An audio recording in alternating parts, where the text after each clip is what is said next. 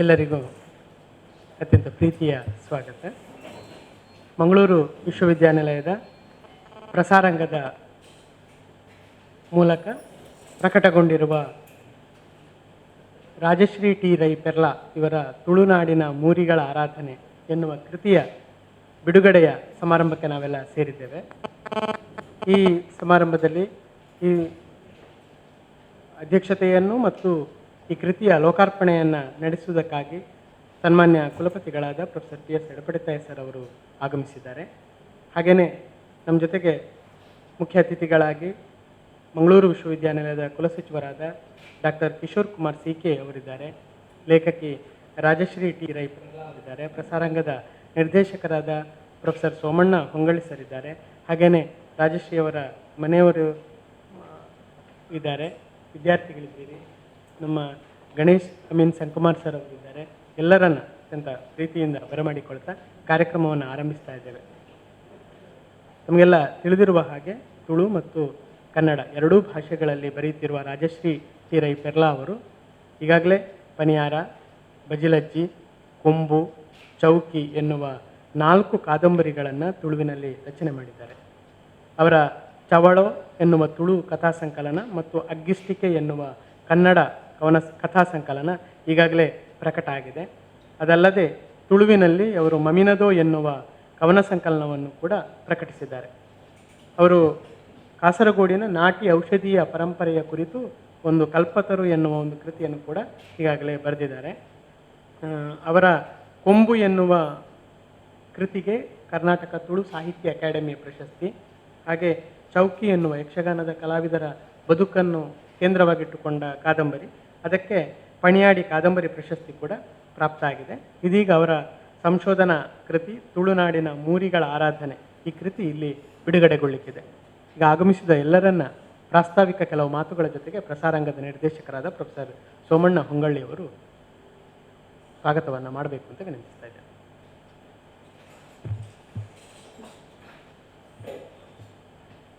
ಎಲ್ಲರಿಗೂ ನಮಸ್ಕಾರ. ಮಂಗಳೂರು ವಿಶ್ವವಿದ್ಯಾನಿಲಯ ಪ್ರಸಾರಾಂಗದ ವತಿಯಿಂದ ಇವತ್ತು ರಾಜಶ್ರೀ ಟಿ ರೈ ಪೆರ್ಲಾ ಇವರ ಸಂಶೋಧನಾ ಕೃತಿ ತುಳುನಾಡಿನ ಮೂರಿಗಳ ಆರಾಧನೆ ಎನ್ನುವಂತಹ ಮಹತ್ವಪೂರ್ಣವಾದಂತಹ ಸಂಶೋಧನಾ ಗ್ರಂಥ ಲೋಕಾರ್ಪಣೆಗೊಳ್ತಾ ಇದೆ. ಈ ಸಂದರ್ಭದಲ್ಲಿ ನಾನು ನಮ್ಮ ಪ್ರಸಾರಾಂಗ ಹಲವು ಯೋಜನೆಗಳನ್ನು ಹಾಕಿಕೊಂಡಿರುವಂಥದ್ದು. ಆ ಪಠ್ಯಪುಸ್ತಕಗಳನ್ನು ಅದರ ಜೊತೆಗೆ ಸಂಶೋಧನೆಗೆ ಮಹತ್ವದ ಸ್ಥಾನವನ್ನು ನೀಡಿ ಈಗಾಗಲೇ ಹಲವಾರು ಮಹತ್ವದ ಕೃತಿಗಳನ್ನು ಪ್ರಕಟಿಸಿದೆ. ಹಾಗೆಯೇ ಮುಂದೆ ಕೂಡ ನಾವು ಪ್ರಕಟಿಸ್ತಾ ಇದ್ದೀವಿ. ನಮ್ಮ ಉಡುಪಿ ಜಿಲ್ಲೆ, ದಕ್ಷಿಣ ಕನ್ನಡ ಜಿಲ್ಲೆ, ಕೊಡಗು ಜಿಲ್ಲೆ, ಈ ಪ್ರದೇಶದ ಒಟ್ಟಾರೆ ನಮ್ಮ ಮಂಗಳೂರು ವಿಶ್ವವಿದ್ಯಾನಿಲಯದ ವ್ಯಾಪ್ತಿ ಏನಿದೆ, ಭೌಗೋಳಿಕವಾದಂತಹ ಒಂದು ವ್ಯಾಪ್ತಿ, ಆ ವ್ಯಾಪ್ತಿಯಲ್ಲಿ ಬರುವಂತಹ ಎಲ್ಲ ಲೇಖಕರನ್ನು, ಅಲ್ಲಿ ಆ ಭಾಗದಲ್ಲಿ ಆಚರಣೆಯಲ್ಲಿರುವಂತಹ ಸಂಸ್ಕೃತಿ, ಆರಾಧನೆ, ಕುಣಿತ ಇತ್ಯಾದಿಗಳನ್ನು ಒಟ್ಟಾರೆ ಕರ್ನಾಟಕದ ಜಾನಪದ ಕ್ಷೇತ್ರಕ್ಕೆ ನಮ್ಮ ಕೊಡುಗೆ ಏನು ಅನ್ನುವಂಥದ್ದನ್ನು ಕೂಡ ತೋರಿಸುವ ನಿಟ್ಟಿನಲ್ಲಿ ನಾವು ಕೆಲಸವನ್ನು ನಮ್ಮ ಹಿರಿಯರು ಮಾಡ್ತಾ ಬಂದಿದ್ದಾರೆ. ಆ ಕೆಲಸವನ್ನು ನಾವು ಮುಂದುವರಿಸುವಂತಹ ಕಾಯಕದಲ್ಲಿ ನಾವು ಇದ್ದೀವಿ. ಅಂತಹ ಸಂದರ್ಭದಲ್ಲಿ ನಮ್ಮ ರಾಜಶ್ರೀ ಟಿ ರೈ ಪೆರ್ಲಾ ಇವರು ನಮ್ಮ ಪ್ರಸಾರಾಂಗದ ಮೂಲಕ ಪ್ರಕಟಣೆಗೆ ಕೊಟ್ಟಂತಹ ತುಳುನಾಡಿನ ಮೂರಿಗಳ ಆರಾಧನೆ, ಬಹುಶಃ ನಮ್ಮ ಜಾನಪದ ಕ್ಷೇತ್ರ ತುಂಬ ವಿಸ್ತೃತವಾದಂಥದ್ದು. ಕರ್ನಾಟಕದ ಜಾನಪದ ಕ್ಷೇತ್ರ ತುಂಬ ದೊಡ್ಡದು. ಅದರಲ್ಲಿ ನಮ್ಮ ತುಳುನಾಡಿನ ಕ್ಷೇತ್ರ ಕೂಡ ವಿಶಿಷ್ಟವಾದಂಥದ್ದು.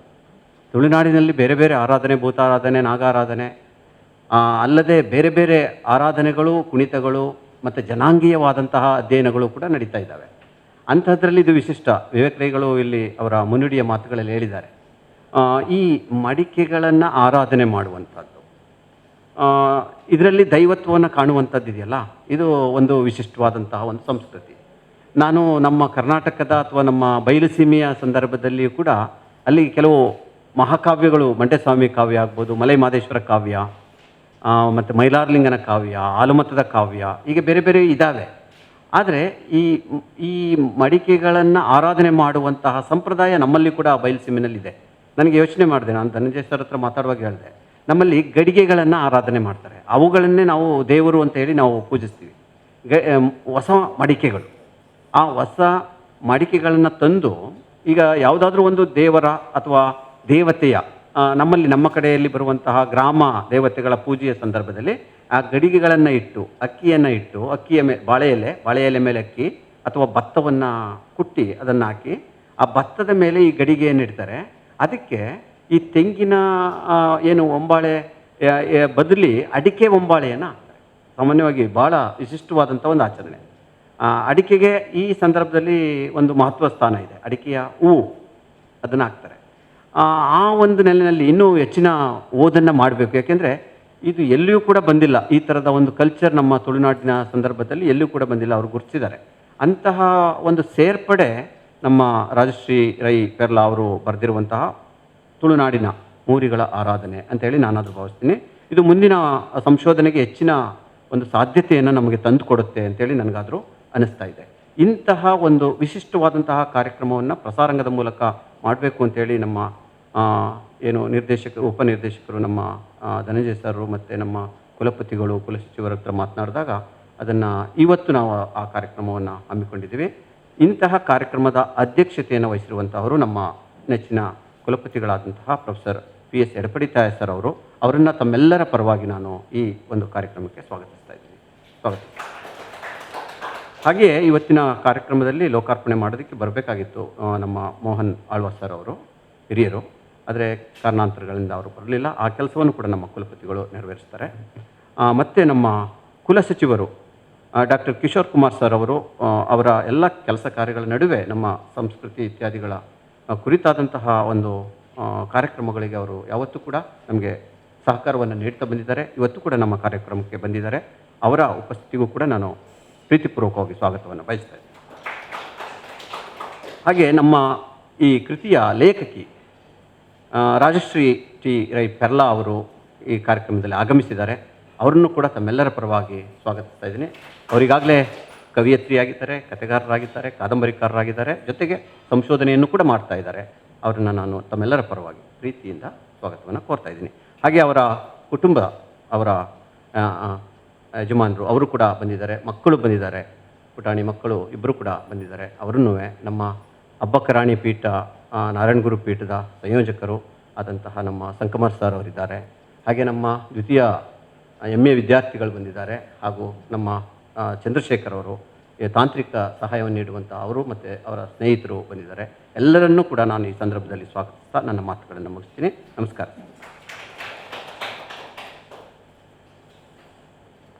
ಈ ವರ್ಷ ಪ್ರಸಾರಾಂಗಕ್ಕೆ ಒಂದು ಮಹತ್ವದ ಸಂಭ್ರಮದ ವರ್ಷ. ನಾವು ಸ್ಥಳೀಯ ಭಾಷೆ, ಸಾಹಿತ್ಯ, ಸಂಸ್ಕೃತಿಗೆ ಸಂಬಂಧಪಟ್ಟ ಹಾಗೆ ವಿಶೇಷವಾದ ಕೃತಿಗಳನ್ನು ಪ್ರಕಟಿಸ್ತಾ ಬಂದಿದ್ದೇವೆ. ತುಳುವಿಗೆ ಸಂಬಂಧಪಟ್ಟ ಹಾಗೇ KV ನಾವಟರ ತುಳುವ ದರ್ಶನ ಇರ್ಬೋದು, ಚಿನ್ನಪ್ಪಗೌಡರು ತುಳುವಿನ ಅನುವಾದಗಳನ್ನು ಇಂಗ್ಲೀಷ್ಗೆ ಮಾಡಿದ ಪುಸ್ತಕ ಇರ್ಬೋದು, ಸಾಯಿಗೀತಾ ಅವರು ಮಾಡಿದ ತುಳುನಾಡಿನ ಕುರಿತ ಅಧ್ಯಯನ ಗ್ರಂಥ ಇರ್ಬೋದು, ಇವುಗಳನ್ನೆಲ್ಲ ನಾವು ಪ್ರಕಟಿಸಿದ್ದೇವೆ. ಈಗ ಆ ಮಾಲಿಕೆಗೆ ಮತ್ತೆ ತುಳುನಾಡಿನ ಮೂರಿಗಳ ಆರಾಧನೆ ಎನ್ನುವ ಕೃತಿ ಸೇರ್ಪಡೆಗೊಳ್ತಾ ಇದೆ. ಬಹಳ ಮೌಲಿಕವಾದ ಕೃತಿಗಳನ್ನು ಈ ವರ್ಷ ನಾವು ಪ್ರಕಟಿಸಿದ್ದೇವೆ ಎನ್ನುವ ಒಂದು ಅಭಿಮಾನ ಪ್ರಸಾರಾಂಗದ್ದು. ಈ ಎಲ್ಲ ಕಾರ್ಯ ಚಟುವಟಿಕೆಗಳ ಹಿಂದೆ ನಮ್ಮನ್ನು ನಿರಂತರ ಪ್ರೋತ್ಸಾಹಿಸುತ್ತಿರುವ, ಮಾರ್ಗದರ್ಶನ ಮಾಡುತ್ತಿರುವ, ತುಳುವರೇ ಆಗಿರುವ ನಮ್ಮ ಸನ್ಮಾನ್ಯ ಕುಲಪತಿಗಳು ಇದೀಗ ಕೃತಿಯನ್ನು ಲೋಕಾರ್ಪಣೆಗೊಳಿಸಬೇಕು ಅಂತ ಅತ್ಯಂತ ಗೌರವದಿಂದ ವಿನಂತಿಸ್ತಾ ಇದ್ದೇನೆ.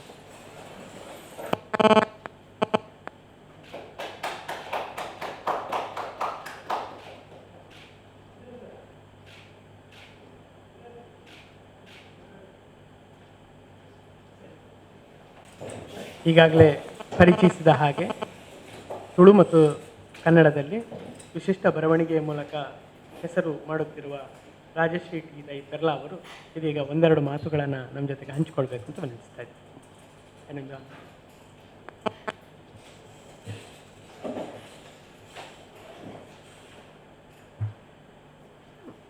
ಮಾನ್ಯ ವಿಶ್ವವಿದ್ಯಾನಿಲಯದ ಕುಲಪತಿಗಳೇ, ಪ್ರಸಾರಾಂಗದ ನಿರ್ದೇಶಕರಾದಂತಹ ಸೋಮಣ್ಣ ಹೊಂಗಳ್ಳಿಯವರೇ, ಹಾಗೆ ಕುಲಸಚಿವರಾದ ಕಿಶೋರ್ ಕುಮಾರ್ ಸಿ.ಕೆ ಅವರೇ, ಹಿರಿಯ ಜಾನಪದ ವಿದ್ವಾಂಸರಾದಂತಹ ಗಣೇಶಾಮೀನ್ ಸಂಕಮಾರ್ ಅವರು ಕೂಡ ಇದ್ದಾರೆ. ಎಲ್ಲರನ್ನು ಕೂಡ ವಂದಿಸಿಕೊಳ್ತಾ ಒಂದೆರಡು ಮಾತುಗಳನ್ನು ಈ ಸಂದರ್ಭಕ್ಕೆ ಉಚಿತವಾಗಿ ಆಡಬೇಕು ಅಂತ ಬಯಸ್ತೇನೆ. ಬಹುಶಃ ಈ ಮೊದಲು ಕೂಡ ಸಂಭವಿಸಿರ್ಬೋದು, ಆದರೆ ಈಗ ಇಲ್ಲಿಗೆ ಇದೊಂದು ಹೊಸತನ ಅಂತ ನಾನು ಭಾವಿಸ್ತೇನೆ. ಯಾಕೆಂತ ಹೇಳಿದರೆ, ನಾನು ನನ್ನ ಈಗಷ್ಟೇ ಪ್ರಕಟ ಆದಂತಹ ಬೆಳಕಿಗೆ ಬಂದಂತಹ ಈ ಕೃತಿ ಯಾವುದೇ ಎಮ್ ಫಿಲ್ ಅಥವಾ ಇದಕ್ಕೆ PhDಗೆ ಸಿದ್ಧಪಡಿಸಿದಂತಹ ಕೃತಿಯಲ್ಲ. ನಾನು ಹೇಳಬೇಕು ಅಂತ ಹೇಳಿದರೆ, ನನ್ನ ವಿದ್ಯಾಭ್ಯಾಸದ ಒಂದು ಇದು ಅಂತ ಹೇಳಿದರೆ ಪದವಿ ಮಾತ್ರ, BSc ವಿಜ್ಞಾನ ಪದವಿ ಇದ್ದರೆ ಅಷ್ಟೇ. ಈ ಸಂಶೋಧನೆ ಎನ್ನುವುದು ನನಗೆ ಒಂದು ಕುತೂಹಲದ ಮತ್ತು ಆಸಕ್ತಿಯ ವಿಷಯ ಆದ ಕಾರಣ ಇದು ನನಗೆ ಸಾಧ್ಯವಾದದ್ದು. ಎಲ್ಲದಕ್ಕಿಂತ ಮೊದಲು ನಾನು ನೆನಪಿಸಿಕೊಳ್ಬೇಕು ಯಾರನ್ನು ಅಂತ ಹೇಳಿದರೆ ವಿವೇಕ್ ರೈಗಳನ್ನು. ನಾನು ಈ ಕೃತಿಯ ಕುರಿತಾಗಿ ಚಿಂತಿಸುವಾಗ ಮತ್ತು ಇದರ ಕ್ಷೇತ್ರ ಕಾರ್ಯಗಳನ್ನೆಲ್ಲ ಮಾಡಿ ವಿಷಯಗಳನ್ನು ಸಂಗ್ರಹಿಸಿ ಅದನ್ನೊಂದು ಸಂಶೋಧನಾ ಕೃತಿಯ ರೂಪಕ್ಕೆ ತರುವ ಹೊತ್ತಿಗೆ ನನಗೆ ಬಹಳ ಸಹಾಯವನ್ನು ನೀಡಿದವರು, ಸಹಕಾರವನ್ನು ನೀಡಿದವರು, ನನ್ನನ್ನು ಹುರಿದುಂಬಿಸಿದವರು ಪ್ರೊಫೆಸರ್ ವಿವೇಕ್ ರೈಗಳು. ನಾನು ಮೊದಲಾಗಿ ಅವರಿಗೆ ನಾನು ಸಂಗ್ರಹಿತ ಎಲ್ಲ ಮಾಹಿತಿಗಳನ್ನು ಮತ್ತು ನಾನು ಅದನ್ನು ವ್ಯವಸ್ಥಿತವಾಗಿ ನನಗೆ ತಿಳಿದ ರೀತಿಯಲ್ಲಿ ಜೋಡಿಸಿ ನಾನು ಅವರಿಗೆ ತಲುಪಿಸಿದಾಗ, ಬಹುಶಃ ಆ ಸಮಯದಲ್ಲಿ ಅವರು ಎಲ್ಲಿಗೂ ಹೋಗ್ತಾ ಇರಲಿಲ್ಲ. ಕೊರೋನಾದ ಆ ಕಾಲಘಟ್ಟದಲ್ಲಿ ಅವರ ಮನೆಗೆ ನಾನು ಹೋಗಿರಲಿಲ್ಲ. ಹೋಗದೆ ನಾನು ಅವರಿಗೆ ಅಂಚೆ ಮೂಲಕ ಕಳಿಸಿಕೊಟ್ಟು ಅವರಲ್ಲಿ ಹೇಳಿದೆ, ಹೀಗೆ ಒಂದು ವಿಷಯ ಕಳಿಸಿದ್ದೇನೆ ನಾನು ಅಂತ. ಅದನ್ನು ಅವರು ನೋಡಿ ಎರಡೆರಡು ಸಲ ಓದಿದ ನಂತರ ಮತ್ತೆ ನನಗೆ ಒಂದು ದಿವಸ ಕರೆ ಮಾಡಿದರು. ಅವತ್ತು ನನ್ನಲ್ಲಿ ಅರ್ಧ ಗಂಟೆ ಅವರು ಮಾತಾಡಿದರು. ಆ ಮಾತಾಡಿದ್ದನ್ನು ನಾನು ಈಗಲೂ ಕೂಡ ರೆಕಾರ್ಡ್ ಮಾಡಿ ಇಟ್ಟುಕೊಂಡಿದ್ದೇನೆ. ಅಂದರೆ ಅವರಷ್ಟು ಸಂಭ್ರಮದಲ್ಲಿ ಮತ್ತು ತುಂಬ ಖುಷಿಯಲ್ಲಿ, ಅಭಿಮಾನದಲ್ಲಿ ಮಾತಾಡಿದರು. ಹೀಗಿರೋದೊಂದು ವಿಷಯ ನಾನು ಯಾವತ್ತೂ ಕೂಡ ಗಮನಿಸಲೇ ಇಲ್ಲ. ನಾನು ಬಹಳಷ್ಟು ವಿಷಯಗಳನ್ನು ಇದು ಮಾಡಿದೆ, ಆದರೆ ಇದನ್ನು ಗಮನಿಸಲೇ ಇಲ್ಲ. ನೀವು ಗಮನಿಸಿ ಇಷ್ಟೆಲ್ಲ ಕ್ಷೇತ್ರ ಕಾರ್ಯವನ್ನು ಮಾಡಿ ಸಂಗ್ರಹಿಸಿದ್ದು ನನಗೆ ಬಹಳ ಆಶ್ಚರ್ಯ ಮತ್ತು ಖುಷಿ ಅನ್ನಿಸಿತು ಅಂತ. ನೀವು ಇದನ್ನು ಒಂದು ಸಂಶೋಧನಾ ಕೃತಿಯ ರೂಪಕ್ಕೆ ತರಬೇಕು, ಇದರಲ್ಲಿ ಬಹಳಷ್ಟು ಕರೆಕ್ಷನ್ಗಳನ್ನು ಇದನ್ನೆಲ್ಲ ಮಾಡಬೇಕು ಅಂತ ಹೇಳಿದರು. ನಾನು ಸಾಧಾರಣ 3 ವರ್ಷಗಳ ಕಾಲ ನಡೆಸಿದಂತಹ ಕ್ಷೇತ್ರ ಕಾರ್ಯದ ಶ್ರಮ ಏನಿದೆಯೋ ಅದು ನನಗೆ ಅವರ ಆ ಮಾತಿನಿಂದ ಒಮ್ಮೆಗೆ ಇಳಿದ ಹಾಗೆ ಆಯಿತು. ಅಂದರೆ ನಾನು ಬಹಳಷ್ಟು ಮನೆಗಳನ್ನು ಸಂದರ್ಶಿಸಿದ್ದೇನೆ, ಬಹಳಷ್ಟು ಅಂದರೆ ನನಗೊಂದು ಒಳ್ಳೆಯ ಅನುಭವ ಕೂಡ ಆಗಿದೆ. ನನ್ನ ಈ ತನಕದ ಸೃಜನಾತ್ಮಕ ಬರವಣಿಗೆನ ಇದೆಯಾ ಅದಕ್ಕಿಂತ ವ್ಯತ್ಯಸ್ತವಾಗಿ ನನಗೊಂದು ಕೃತಿಯನ್ನು ರಚಿಸುವುದಕ್ಕೆ ಮತ್ತು ನನ್ನೊಳಗೆ ಒಂದು ಹೊಸತನದ ಅನುಭವವನ್ನು ತುಂಬುವುದಕ್ಕೆ ಕೂಡ ಈ ಕೃತಿ ರಚನೆಯ ಸಮಯ ಅವಧಿ ನನಗೆ ಕಲ್ಪಿಸಿದೆ. ಮತ್ತು ಬಹಳಷ್ಟು ಮನೆಗಳವರು ನನಗೆ ಈ ಕೃತಿಯ ಬಗ್ಗೆ, ಅಂದರೆ ಈ ವಿಷಯದ ಬಗ್ಗೆ, ಮೂರಿಗಳ ಆರಾಧನೆಯ ಬಗ್ಗೆ ಮಾಹಿತಿಯನ್ನು ಕೊಡುವುದರಲ್ಲಿ ಸಹಕರಿಸಿದ್ದಾರೆ. ಅದರಲ್ಲಿ ಕೂಡ ಬಹಳ ವಿದ್ಯಾಭ್ಯಾಸವನ್ನು ಹೊಂದಿದ ಮತ್ತು ಉನ್ನತ ನೌಕರಿಯಲ್ಲಿರುವಂತಹ ಒಂದು ಶಿವಳ್ಳಿ ಬ್ರಾಹ್ಮಣರ ಮನೆತನದವರು ಸಂಪೂರ್ಣವಾಗಿ ನೀವು ಇದರ ಕುರಿತು ಅಧ್ಯಯನವನ್ನು ಮಾಡಿ ನಾವು ಇಲ್ಲಿ ನಡೆಯುವಂತಹ ಎಲ್ಲ ಆಚರಣೆಗಳ ದಾಖಲೀಕರಣಕ್ಕೆ ಅನುವು ಮಾಡಿಕೊಡ್ತೇವೆ ಅಂತ ಹೇಳಿದವರು. ಮತ್ತೊಂದು ನಲಿಕೆ ಸಮುದಾಯದವರು ಒಂದು ತರವಾಡಿನಲ್ಲಿ, ಒಂದು ಬೂಡಿನಲ್ಲಿ ನಡೆಯುವಂತಹ ಇದರ ಆಚರಣೆಯ ಬಗ್ಗೆ ನನಗೆ ಸಂಪೂರ್ಣವಾದ ಮಾಹಿತಿಯನ್ನು ಮತ್ತು ಅದರ ಪ್ರಾರ್ಥನೆಗಳನ್ನು ದಾಖಲಿಸಿಕೊಳ್ಳುವುದಕ್ಕೆ ಸಹಕರಿಸಿದವರು. ಎಲ್ಲರನ್ನ ಕೂಡ ನಾನು ಕೃತಿಯಲ್ಲಿ ನೆನಪಿಸಿಕೊಂಡಿದ್ದೇನೆ. ಅದಲ್ಲದೆ ನನಗೆ ಇದನ್ನು ಸಂಶೋಧನಾ ಕೃತಿಯ ರೂಪಕ್ಕೆ ತರುವುದಕ್ಕೆ ಸಹಕರಿಸಿದಂತಹ ನನ್ನ ಅದೊಂದು ತವರಿನ ನೆರವು ಅಂತ ನಾನು ಭಾವಿಸ್ತೇನೆ ಡಾಕ್ಟರ್ ರಾಧಾಕೃಷ್ಣ ಬೆಳ್ಳೂರು ಮತ್ತು ಡಾಕ್ಟರ್ ಧನಂಜಯ ಕುಂಬ್ಳೆಯವರು. ಅವರನ್ನು ಕೂಡ ನಾನು ಈ ಸಂದರ್ಭದಲ್ಲಿ ನೆನಪಿಸಿಕೊಳ್ತೇನೆ. ಮತ್ತು ಇದು ಒಂದು ಪ್ರಾರಂಭ ಅಷ್ಟೇ. ಮತ್ತು ಕೆಲವಷ್ಟು ಇದರಲ್ಲಿ ನ್ಯೂನತೆಗಳು ಇರ್ಬೋದು. ಅಂದರೆ ಅಕಾಡೆಮಿಕ್ ಆಗಿ ನಾನು ಸಂಶೋಧನೆ ಮಾಡಿದ್ದಲ್ಲದ ಕಾರಣ ಅಂತಹ ಕೆಲವು ಕೊರತೆಗಳನ್ನು ಕಾಣ್ಬೋದು. ಮತ್ತು ಇದೊಂದು ಪರಿಪೂರ್ಣವಾದ ಶೋಧನೆ ಅಂತ ನಾನು ಹೇಳುವುದಿಲ್ಲ ಖಂಡಿತವಾಗಿ. ಅಂದರೆ ಒಂದು ನೋಟವನ್ನಷ್ಟೇ ನಾನು ತೆರೆದಿಟ್ಟಿದ್ದೇನೆ. ಸಾಧ್ಯ ಆದಷ್ಟು ನಾನು ಇದರಲ್ಲಿ ದಾಖಲಿಸುವುದಕ್ಕೆ ಪ್ರಯತ್ನಿಸಿದ್ದೇನೆ. ಆದರೆ ಇದರ ಬಗ್ಗೆ ಇನ್ನಷ್ಟು ಶೋಧನೆಗಳು ನಡೀಲಿ ಅಂತ ನಾನು ಭಾವಿಸ್ತೇನೆ. ಅಲ್ಲದೆ ನನಗೆ ವಿಶೇಷವಾಗಿ ಈ ಸಂಶೋಧನೆಯ ಅಥವಾ ಇದರ ಕ್ಷೇತ್ರ ಕಾರ್ಯದ ಸಂದರ್ಭದಲ್ಲಿ 3 ಸಂಗತಿಗಳನ್ನು ದಾಖಲಿಸುವುದಕ್ಕೆ ಸಾಧ್ಯ ಆಯಿತು. ಒಂದು, ಸಾಧಾರಣವಾಗಿ ತುಳುನಾಡಿನಲ್ಲಿರುವಂತಹ ಒಂದು ಆಕ್ಷೇಪ ಅಂದರೆ ಮಂದಿಯಲ್ಲಿ ಉಂಟು, ನಮ್ಮದೊಂದು ಆರಾಧನೆಯ ಪಲ್ಲಟಗಳಾಗ್ತದೆ ಅಂತೇಳಿ. ನಾನು ಕೊರೋನಾ ಸಮಯದಕ್ಕಿಂತ ಮೊದಲು ಇದಕ್ಕೆ ಹೊರಟದ್ದು. ಆ ಮೊದಲಿನ ದಾಖಲೆಯನ್ನು ಕೂಡ ನಾನು ಮೊದಲಿನ ಆಚರಣೆಯನ್ನು ಕೂಡ ದಾಖಲಿಸಿದ್ದೇನೆ. ಕೊರೋನಾ ಸಂದರ್ಭದಲ್ಲಿ ಈ ಆಚರಣೆಗಳು ಹೇಗೆ ಪಲ್ಲಟವನ್ನು ಹೊಂದಿದವು ಅಂತ ಅದನ್ನು ಕೂಡ ದಾಖಲಿಸಿದ್ದೇನೆ. ಆ ನಂತರದ ವರ್ಷದ್ದು ಕೂಡ ನನಗೆ ಸಿಕ್ಕಿದೆ. ಆದ ಕಾರಣ ನಿಮಗೆ ಇದರಲ್ಲಿ ಸೂಕ್ಷ್ಮವಾಗಿ ಬೇರೆ ವಿಷಯಕ್ಕೆ ಕೂಡ ಅದನ್ನು ಜೋಡಿಸಿಕೊಳ್ಬೋದು. ಅಂದರೆ ಆರಾಧನೆಗಳು, ತುಳುನಾಡಿನ ಆರಾಧನೆಗಳು ಹೇಗೆ ಪಲ್ಲಟಗೊಳ್ಳುತ್ತದೆ. ನಮ್ಮಲ್ಲಿ ಸಾಧಾರಣವಾಗಿ ಜನಾಂಗವನ್ನು ಅಥವಾ ಒಂದು ಜಾತಿಯನ್ನು ಇದನ್ನೆಲ್ಲ ಇದು ಹೆಸರಿಸಿಕೊಂಡು ಇದು ಅವರಿಂದ ಬದಲಾಯಿತು, ಇವರಿಂದ ಬದಲಾಯಿತು ಅನ್ನುವಂತಹ ಹೇಳಿಕೆಗಳೆಲ್ಲ ಬರ್ತದೆ. ಆದರೆ ನಾವು ಸೂಕ್ಷ್ಮವಾಗಿ ಗಮನಿಸಿದರೆ ಪರಿಸ್ಥಿತಿಗಳು ಮತ್ತು ನಮಗೆ ಎದುರಾಗುವಂತಹ ಸನ್ನಿವೇಶಗಳೇನಿದೆಯೋ ಅದುವೇ ನಮ್ಮ ಆರಾಧನೆಯಲ್ಲಿ ಕೂಡ ಪಲ್ಲಟವನ್ನು ತರುವಂಥದ್ದು ಅಂತ ಹೇಳುವಂತಹ ಒಂದು ಸೂಕ್ಷ್ಮ ಕೂಡ ಈ ಕೃತಿಯಲ್ಲಿ ನೀವು ಗಮನಿಸ್ಬೋದು. ಇನ್ನು ಈ ಕೃತಿಯ ಬಗ್ಗೆ ನಾನು ಹೆಚ್ಚೇನು ಹೇಳುವುದಿಲ್ಲ. ನಾನೊಂದು ಶ್ರಮದ ಫಲಿತದ ಸಂಭ್ರಮದಲ್ಲಿದ್ದೇನೆ. ನನ್ನ ಸೃಜನಶೀಲ ಕೃತಿಗಳು ಮತ್ತು ಸಂಪಾದಿತ ಕೃತಿಗಳು ಸೇರಿ 10ನೆಯ ಕೃತಿ ಇದು. ಬಹಳ ವಿಶಿಷ್ಟವಾಗಿ ಇಲ್ಲಿ ಇದು ಬಿಡುಗಡೆಗೊಳ್ಳುವುದಕ್ಕೆ ಕಾರಣರಾದಂತಹ ಎಲ್ಲ ಸಂಬಂಧಪಟ್ಟವರಿಗೆಲ್ಲರಿಗೂ ಕೂಡ ನಾನು ತುಂಬ ಕೃತಜ್ಞಳಾಗಿದ್ದೇನೆ. ಯಾವತ್ತೂ ಕೂಡ ನೆನಪಿರ್ತದೆ, ನನ್ನ ಮೊದಲ ಒಂದು ವಿಶಿಷ್ಟವಾದ ಕೃತಿ ಈ ರೀತಿಯಲ್ಲಿ ಬಿಡುಗಡೆಗೊಂಡಿದೆ, ಅದು ಕೂಡ ಇಂತಹ ಒಂದು ಒಳ್ಳೆಯ ಸ್ಥಳದಲ್ಲಿ ಮತ್ತು ಇಷ್ಟು ಜನ ಗಣ್ಯರ ಎದುರಲ್ಲಿ, ಅದು ಕೂಡ ಮಕ್ಕಳು ಕೂಡ ಇದ್ದಾರೆ. ಅವರು ಪ್ರಾಯದಲ್ಲಿ ನನ್ನಿಂದ ಸಣ್ಣವರು, ಅಕಾಡೆಮಿಕ್ ಆಗಿ ನನ್ನಿಂದ ದೊಡ್ಡವರು ಅಂತ ಭಾವಿಸ್ತೇನೆ ನಾನು. ಆದ ಕಾರಣ ಇವರೆಲ್ಲರನ್ನು ಕೂಡ ನಾನು ಇವರೆಲ್ಲರಿಗೂ ಕೂಡ ಧನ್ಯವಾದವನ್ನು ಹೇಳ್ತಾ, ದೀರ್ಘ ಮಾತಾಡಿದ್ನಂತ ಗೊತ್ತಿಲ್ಲ, ಆದರೂ ನನ್ನ ಮಾತನ್ನು ಕೊನೆಗೊಳಿಸ್ತೇನೆ. ವಂದನೆಗಳು. BSc ಪದವೀಧರೆ, ಗೃಹಿಣಿಯಾಗಿದ್ದುಕೊಂಡು ಹೀಗೊಂದು ವಿಶಿಷ್ಟವಾದ ಕ್ಷೇತ್ರ ಕಾರ್ಯದ ಮೂಲಕ ಒಂದು ಹೊಸ ಬೆಳಕನ್ನು ಒಂದು ಕ್ಷೇತ್ರಕ್ಕೆ ನೀಡಿದ್ದಾರೆ. ವಂದನೆಗಳು ಮೇಡಮ್ ನಿಮಗೆ. ಮುಂದೆ ನಮ್ಮನ್ನು ಉದ್ದೇಶಿಸಿ ಮಾತಾಡಬೇಕು ಅಂತ ಕುಲಸಚಿವರಾದ ಪ್ರೊಫೆಸರ್ ಕಿಶೋರ್ ಕುಮಾರ್ CK ಅವರಲ್ಲಿ ವಿನಂತಿಸಿಕೊಳ್ತಾ ಇದ್ದೇನೆ. ಪ್ರಸಾರಾಂಗದ ಎಲ್ಲ ಚಟುವಟಿಕೆಗಳಿಗೆ ಅವರು ನಿರಂತರ ಬೆಂಬಲವಾಗಿ ಇರುವವರು. ನಮ್ಮ ಹಿರಿಯರು ಇದೀಗ ನಮ್ಮನ್ನು ಉದ್ದೇಶಿಸಿ ಮಾತಾಡಬೇಕು ಅಂತ ವಿನಂತಿಸ್ತಾ ಇದ್ದೇನೆ. ಎಲ್ಲರಿಗೂ ನಮಸ್ಕಾರ. ಗೌರವಾನ್ವಿತ ಕುಲಪತಿಯವರಾದ ಪ್ರೊಫೆಸರ್ P. ಸುಬ್ರಹ್ಮಣ್ಯ ಎಡಪಡಿತಾಯರ್ ಅವರೇ, ಪ್ರಸಾರಾಂಗದ ನಿರ್ದೇಶಕರಾಗಿರುವಂಥ ಪ್ರೊಫೆಸರ್ ಸೋಮಣ್ಣ ಅವರೇ, ಉಪನಿರ್ದೇಶಕರಾಗಿರುವ ಡಾಕ್ಟರ್ ಧನಂಜಯ ಕುಂಬ್ಳೆ ಅವರೇ, ಇಂದು ಬಿಡುಗಡೆಗೊಂಡ ತುಳುನಾಡಿನ ಮೂರಿಗಳ ಆರಾಧನೆ ಇದರ ಕರ್ತರಾಗಿರುವ ರಾಜೇಶ್ ಶ್ರೀ ತಾರಾನಾಥ್ ರೈ ಅವರೇ, ಅವರ ಮನೆಯವರೇ, ಹಾಗೆ ಶ್ರೀಯುತ ಡಾಕ್ಟರ್ ಸಂಕಮಾರ್ ಅವರೇ, ಹಾಗೆ ಪ್ರಸಾರಾಂಗದ ಸಿಬ್ಬಂದಿಗಳೇ, ವಿದ್ಯಾರ್ಥಿ ಮಿತ್ರರೇ, ಪ್ರಥಮವಾಗಿ ರಾಜಶ್ರೀಯವರ ಕೃತಿಯನ್ನು ಗುರುತಿಸಿ ನಮ್ಮ ವಿಶ್ವವಿದ್ಯಾನಿಲಯದ ಮುಖಾಂತರ ಪ್ರಕಟಣೆಗೊಳ್ಳಲು ಕಾರಣಕರ್ತರಾಗಿರುವಂಥ ಪ್ರೊಫೆಸರ್ ಸೋಮಣ್ಣ ಅವರಿಗೆ ನಾನು ಅಭಿನಂದನೆಗಳನ್ನು ಸಲ್ಲಿಸ್ತಾ ಇದ್ದೇನೆ. ನಮ್ಮ ಕರಾವಳಿ ಪ್ರದೇಶದಲ್ಲಿ ಭಾಳಷ್ಟು ಒಳ್ಳೆಯ ಲೇಖಕರಿದ್ದಾರೆ. ಭಾಳಷ್ಟು ಅವರ ಕೃತಿಗಳು ನಮ್ಮ ವಿಶ್ವವಿದ್ಯಾನಿಲಯದ ಪ್ರಸಾರಾಂಗದ ಮುಖಾಂತರ ಪ್ರಕಟಣೆಗೊಂಡಿವೆ. ಸೊ ಆ ಸಾಲಿನಲ್ಲಿ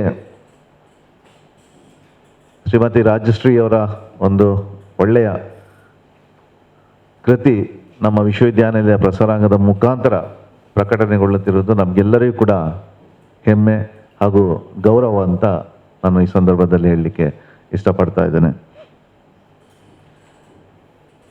ನಮ್ಮ ಕರಾವಳಿ ಪ್ರದೇಶದಲ್ಲಿ ದೈವಾರಾಧನೆ ಬಗ್ಗೆ ಮತ್ತು ಅದರ ವಿಶೇಷತೆಯ ಬಗ್ಗೆ ಭಾಳಷ್ಟು ನಾವು ಕೇಳಿದ್ದೇವೆ, ಹಾಗೆ ತಿಳ್ಕೊಂಡಿದ್ದೇವೆ ಮತ್ತು ಭಾಗವಹಿಸಿದ್ದೇವೆ ಕೂಡ. ಸೊ ಆದರೆ ಈ ರೀತಿಯ ಒಂದು ವಿಷಯದ ಬಗ್ಗೆ ಇದು ನಮ್ಮ ಪ್ರಸಾರಾಂಗದಲ್ಲಿ ಪ್ರಥಮ ಬಾರಿಗೆ ಈ ವಿಷಯದ ಬಗ್ಗೆ ಪ್ರಕಟಣೆಗೊಳ್ತಾ ಇದೆ ಅಂತ ನಾನು ತಿಳ್ಕೊಂಡಿದ್ದೇನೆ. ನಮ್ಮ ಪ್ರಸಾರಾಂಗದಲ್ಲಿ ಮಾತ್ರ ಅಲ್ಲ, ಕರಾವಳಿ ಪ್ರದೇಶದಲ್ಲಿ ಕೂಡ ಇದು ಪ್ರಥಮ ಅಂತ ನನಗೆ ಕರೆಕ್ಟಾಗಿ ಗೊತ್ತಿಲ್ಲ. ನಾನು ಅದನ್ನು ಇದು ಪ್ರಥಮವಾದ ಒಂದು ಕೃತಿ ಅಂತ ಅಂದರೆ ಭಾಳ ಸಂತೋಷದ ವಿಷಯ. ಈಗ ನಾನು ಜಸ್ಟ್ ನೋಡ್ತಾ ಇದ್ದೆ, ಈ ಮಣ್ಣಿನ ಮೂರ್ತಿಯ ಒಂದು ಆರಾಧನೆ ಬಗ್ಗೆ ಒಂದು ವಿಷಯ ನಾನು ಸಡನ್ನಾಗಿ ನನ್ನ ಗಮನಕ್ಕೆ ನನ್ನ ತಾಯಿ ಹೇಳ್ತಾ ಇದ್ರು, ಈ ಹೊಸ ಮಡಿಕೆ ಎಲ್ಲ ಇದ್ರು ಮನೆ ಒಳಗಡೆ ತೊಗೊಂಡು ಬರಬಾರ್ದು ಅಂತ. ಅದು ಯಾಕೆ ಅಂತ ಇದುವರೆಗೂ ಗೊತ್ತಿರಲಿಲ್ಲ ನನಗೆ. ಈಗ ಸಡನ್ನಾಗಿ ಇದನ್ನು ನೋಡಿದಾಗ ನನಗೆ ಆ ಒಂದು ವಿಷಯ ನಾನು ತಿಳ್ಕೊಂಡು, ನನಗೆ ಇದುವರೆಗೆ ಅದು ಅವರು ನನ್ನ ತಾಯಿನೂ ಹೇಳಲಿಲ್ಲ ಯಾಕೆ ತೊಗೊಂಡು ಬರಬಾರ್ದು ಅಂತ, ಯಾಕೆ ತರಬಾರ್ದು ಅಂತ ಈಗ ಗೊತ್ತ, ಹೇಗೆ ತರಬೇಕು ಅಂತ ಮನೆ ಒಳಗಡೆ ತರಬೇಕು ಅಂತ. ಸೊ ಹಿಂದೆ ಅಂದರೆ ಮಣ್ಣಿನ ಪಾತ್ರವನ್ನೇ ಜಾಸ್ತಿ ಯೂಸ್ ಮಾಡ್ತಾ ಇದ್ರಿಂದ, ಸೊ ಈ ಥರ ಒಂದು ನಮಗೆಲ್ಲ ಒಂದು ನಮ್ಮ ನಾಲೆಡ್ಜ್ ನಮಗೆ ಒಂದು ತಿಳ್ಕೊಳ್ಳಿಕ್ಕೆ ಒಂದು ಅವಕಾಶಗಳು ಇಂಥ ಒಂದು ಕೃತಿಗಳಿಂದ ನಮಗೆ ಗೊತ್ತಾಗ್ತದೆ. ಯಾಕೆಂದರೆ ಈ ಹಿಂದೆಯಿಂದ ಬಂದಂಥ ಪದ್ಧತಿಗಳಾಗಿರ್ಬೋದು ಅಥವಾ ಬೇರೆ ಬೇರೆ ಕ್ರಮಗಳ ಬಗ್ಗೆ ಭಾಳಷ್ಟು ಮೌಲ್ಯ ಆಧಾರಿತ ವಿಷಯಗಳಿವೆ. ಸೊ ಅದು ಈಗಿನ ಯುವಕರಿಗೆ ಕೂಡ ತಲುಪಬೇಕು, ಸೊ ಯುವ ಜನತೆಗೆ ತಲುಪಬೇಕು. ಸೊ ಅದು ಆ ರೀತಿ ತಲುಪುವ ವ್ಯವಸ್ಥೆ ಇಂಥ ಒಂದು ಕೃತಿಗಳಿಂದ ನಮಗೆಲ್ಲ ಸಿಗ್ತದೆ ಅಂತ ಈ ಸಂದರ್ಭದಲ್ಲಿ ನಾನು ಹೇಳಲಿಕ್ಕೆ ಇಷ್ಟಪಡ್ತಾ ಇದ್ದೇನೆ. ಸೊ ಹಾಗೆ ನಮ್ಮ ಪ್ರಸಾರಾಂಗದ ಬಗ್ಗೆ ಕೂಡ ನಾನು ಒಂದೆರಡು ಮಾತಾಡಬೇಕು. ಯಾಕೆಂದರೆ ಈಗಾಗಲೇ ಭಾಳಷ್ಟು ಕೃತಿಗಳನ್ನು ಬಿಡುಗಡೆಗೊಳಿಸ್ತಾ ಇದ್ದಾರೆ. ಈಗ ಸಾಧಾರಣ ತಿಂಗಳಿಗೆ 1 ಅಥವಾ 2 ಕೃತಿಗಳು ಪ್ರಸಾರಾಂಗದಿಂದ ಬಿಡುಗಡೆ ಆಗ್ತಾ ಇದೆ. ಸೊ ಭಾಳ ಸಂತೋಷ, ಭಾಳ ಆ್ಯಕ್ಟಿವ್ ಆಗಿ ಕೆಲಸ ನಡೀತಾ ಇದೆ ನಮ್ಮ ಪ್ರಸಾರಾಂಗದ ಮುಖಾಂತರ. ಇನ್ನೂ ಹೆಚ್ಚಿನ ಕೃತಿಗಳು, ಆದಷ್ಟು ಎಲ್ಲ ಲೇಖಕರ ಕೃತಿಗಳು ನಮ್ಮ ಪ್ರಸಾರಾಂಗದ ಮುಖಾಂತರವೇ ಬಿಡುಗಡೆಗೊಂಡ್ರೆ ಸೊ ನಮ್ಮ ವಿಶ್ವವಿದ್ಯಾನಿಲಯಕ್ಕೆ ಕೂಡ ಒಳ್ಳೆಯ ಒಂದು ಗೌರವ ಮತ್ತು ನಮ್ಮ ವಿದ್ಯಾರ್ಥಿಗಳಿಗೆ ಮತ್ತು ಜನರಿಗೆ ತಲುಪಿಸಲಿಕ್ಕೆ ಸಾಧ್ಯ ಆಗ್ತದೆ ಅಂತ ಈ ಸಂದರ್ಭದಲ್ಲಿ ಹೇಳ್ತಾ ಈ ಒಂದು ಅವಕಾಶಕ್ಕೆ ಹೊಂದಿಸಿ ನಾನು 2 ಮಾತುಗಳನ್ನು ಮುಗಿಸ್ತೇನೆ. ಮತ್ತೊಮ್ಮೆ ರಾಜಶ್ರೀ ಟಿ ರೈ ಅವರಿಗೆ ನಾನು ವಿಶ್ವವಿದ್ಯಾನಿಲಯ ಪರವಾಗಿ ಅಭಿನಂದನೆಗಳನ್ನು ಹಾಗೂ ಕೃತಜ್ಞತೆಗಳನ್ನು ಸಲ್ಲಿಸ್ತಾ ಇದ್ದೇನೆ. ತಮ್ಮ ಕೃತಿ ಒಂದು ಸಂಶೋಧನೆಗೆ ಕಡಿಮೆ ಅಲ್ಲದ ಕೃತಿ ಇದು. ನಮ್ಮ PhD ಸ್ಟಡೀಸ್ ಏನಿದೆ ಅದಕ್ಕೂ ಕಡಿಮೆ ಕೊರತೆ ಇಲ್ಲದಂಥ ರೀತಿಯಲ್ಲಿ ತಾವು ಅಧ್ಯಯನ ಮಾಡಿದಿರಿ. ಮತ್ತೊಮ್ಮೆ ತಮಗೆ ಅಭಿನಂದನೆಗಳನ್ನು ಸಲ್ಲಿಸಿ ನಾನು 2 ಮಾತುಗಳನ್ನು ಮುಗಿಸ್ತೀನಿ. ವಂದನೆಗಳು ಸರ್. ಕೃತಿಯನ್ನು ಲೋಕಾರ್ಪಣೆಗೊಳಿಸಿ ಸಮಾರಂಭದ ಅಧ್ಯಕ್ಷತೆಯನ್ನು ವಹಿಸಿರುವ ಸನ್ಮಾನ್ಯ ಕುಲಪತಿಗಳು ಪ್ರಸಾರಾಂಗದ ಎಲ್ಲ ಚಟುವಟಿಕೆಗಳಿಗೆ, ಅದು ಸ್ಥಳೀಯ ಭಾಷೆ, ಸಾಹಿತ್ಯ, ಸಂಸ್ಕೃತಿ ಇತ್ಯಾದಿಗಳ ಬಗೆಗೆ ನಾವು ಒತ್ತು ಕೊಡಬೇಕು ಎನ್ನುವ ಜಾಗೃತಿಯನ್ನು ಸದಾ ನಮ್ಮಲ್ಲಿ ಮೂಡಿಸ್ತಾ ಇರುವ ಸಾಂಸ್ಕೃತಿಕ ಪ್ರೀತಿಯ ವ್ಯಕ್ತಿತ್ವವುಳ್ಳ ಹಿರಿಯರಾದ ಸನ್ಮಾನ್ಯ ಕುಲಪತಿಗಳು ಇದೀಗ ನಮ್ಮನ್ನು ಉದ್ದೇಶಿಸಿ ಮಾತಾಡಬೇಕು ಅಂತ ವಿನಂತಿಸ್ತಾ ಇದ್ದೇನೆ. ಎಲ್ಲರಿಗೂ ನಮಸ್ಕಾರ. ಪ್ರಸಾರಾಂಗ ಮಂಗಳೂರು ವಿಶ್ವವಿದ್ಯಾನಿಲಯ ಇದರ ಮೂಲಕ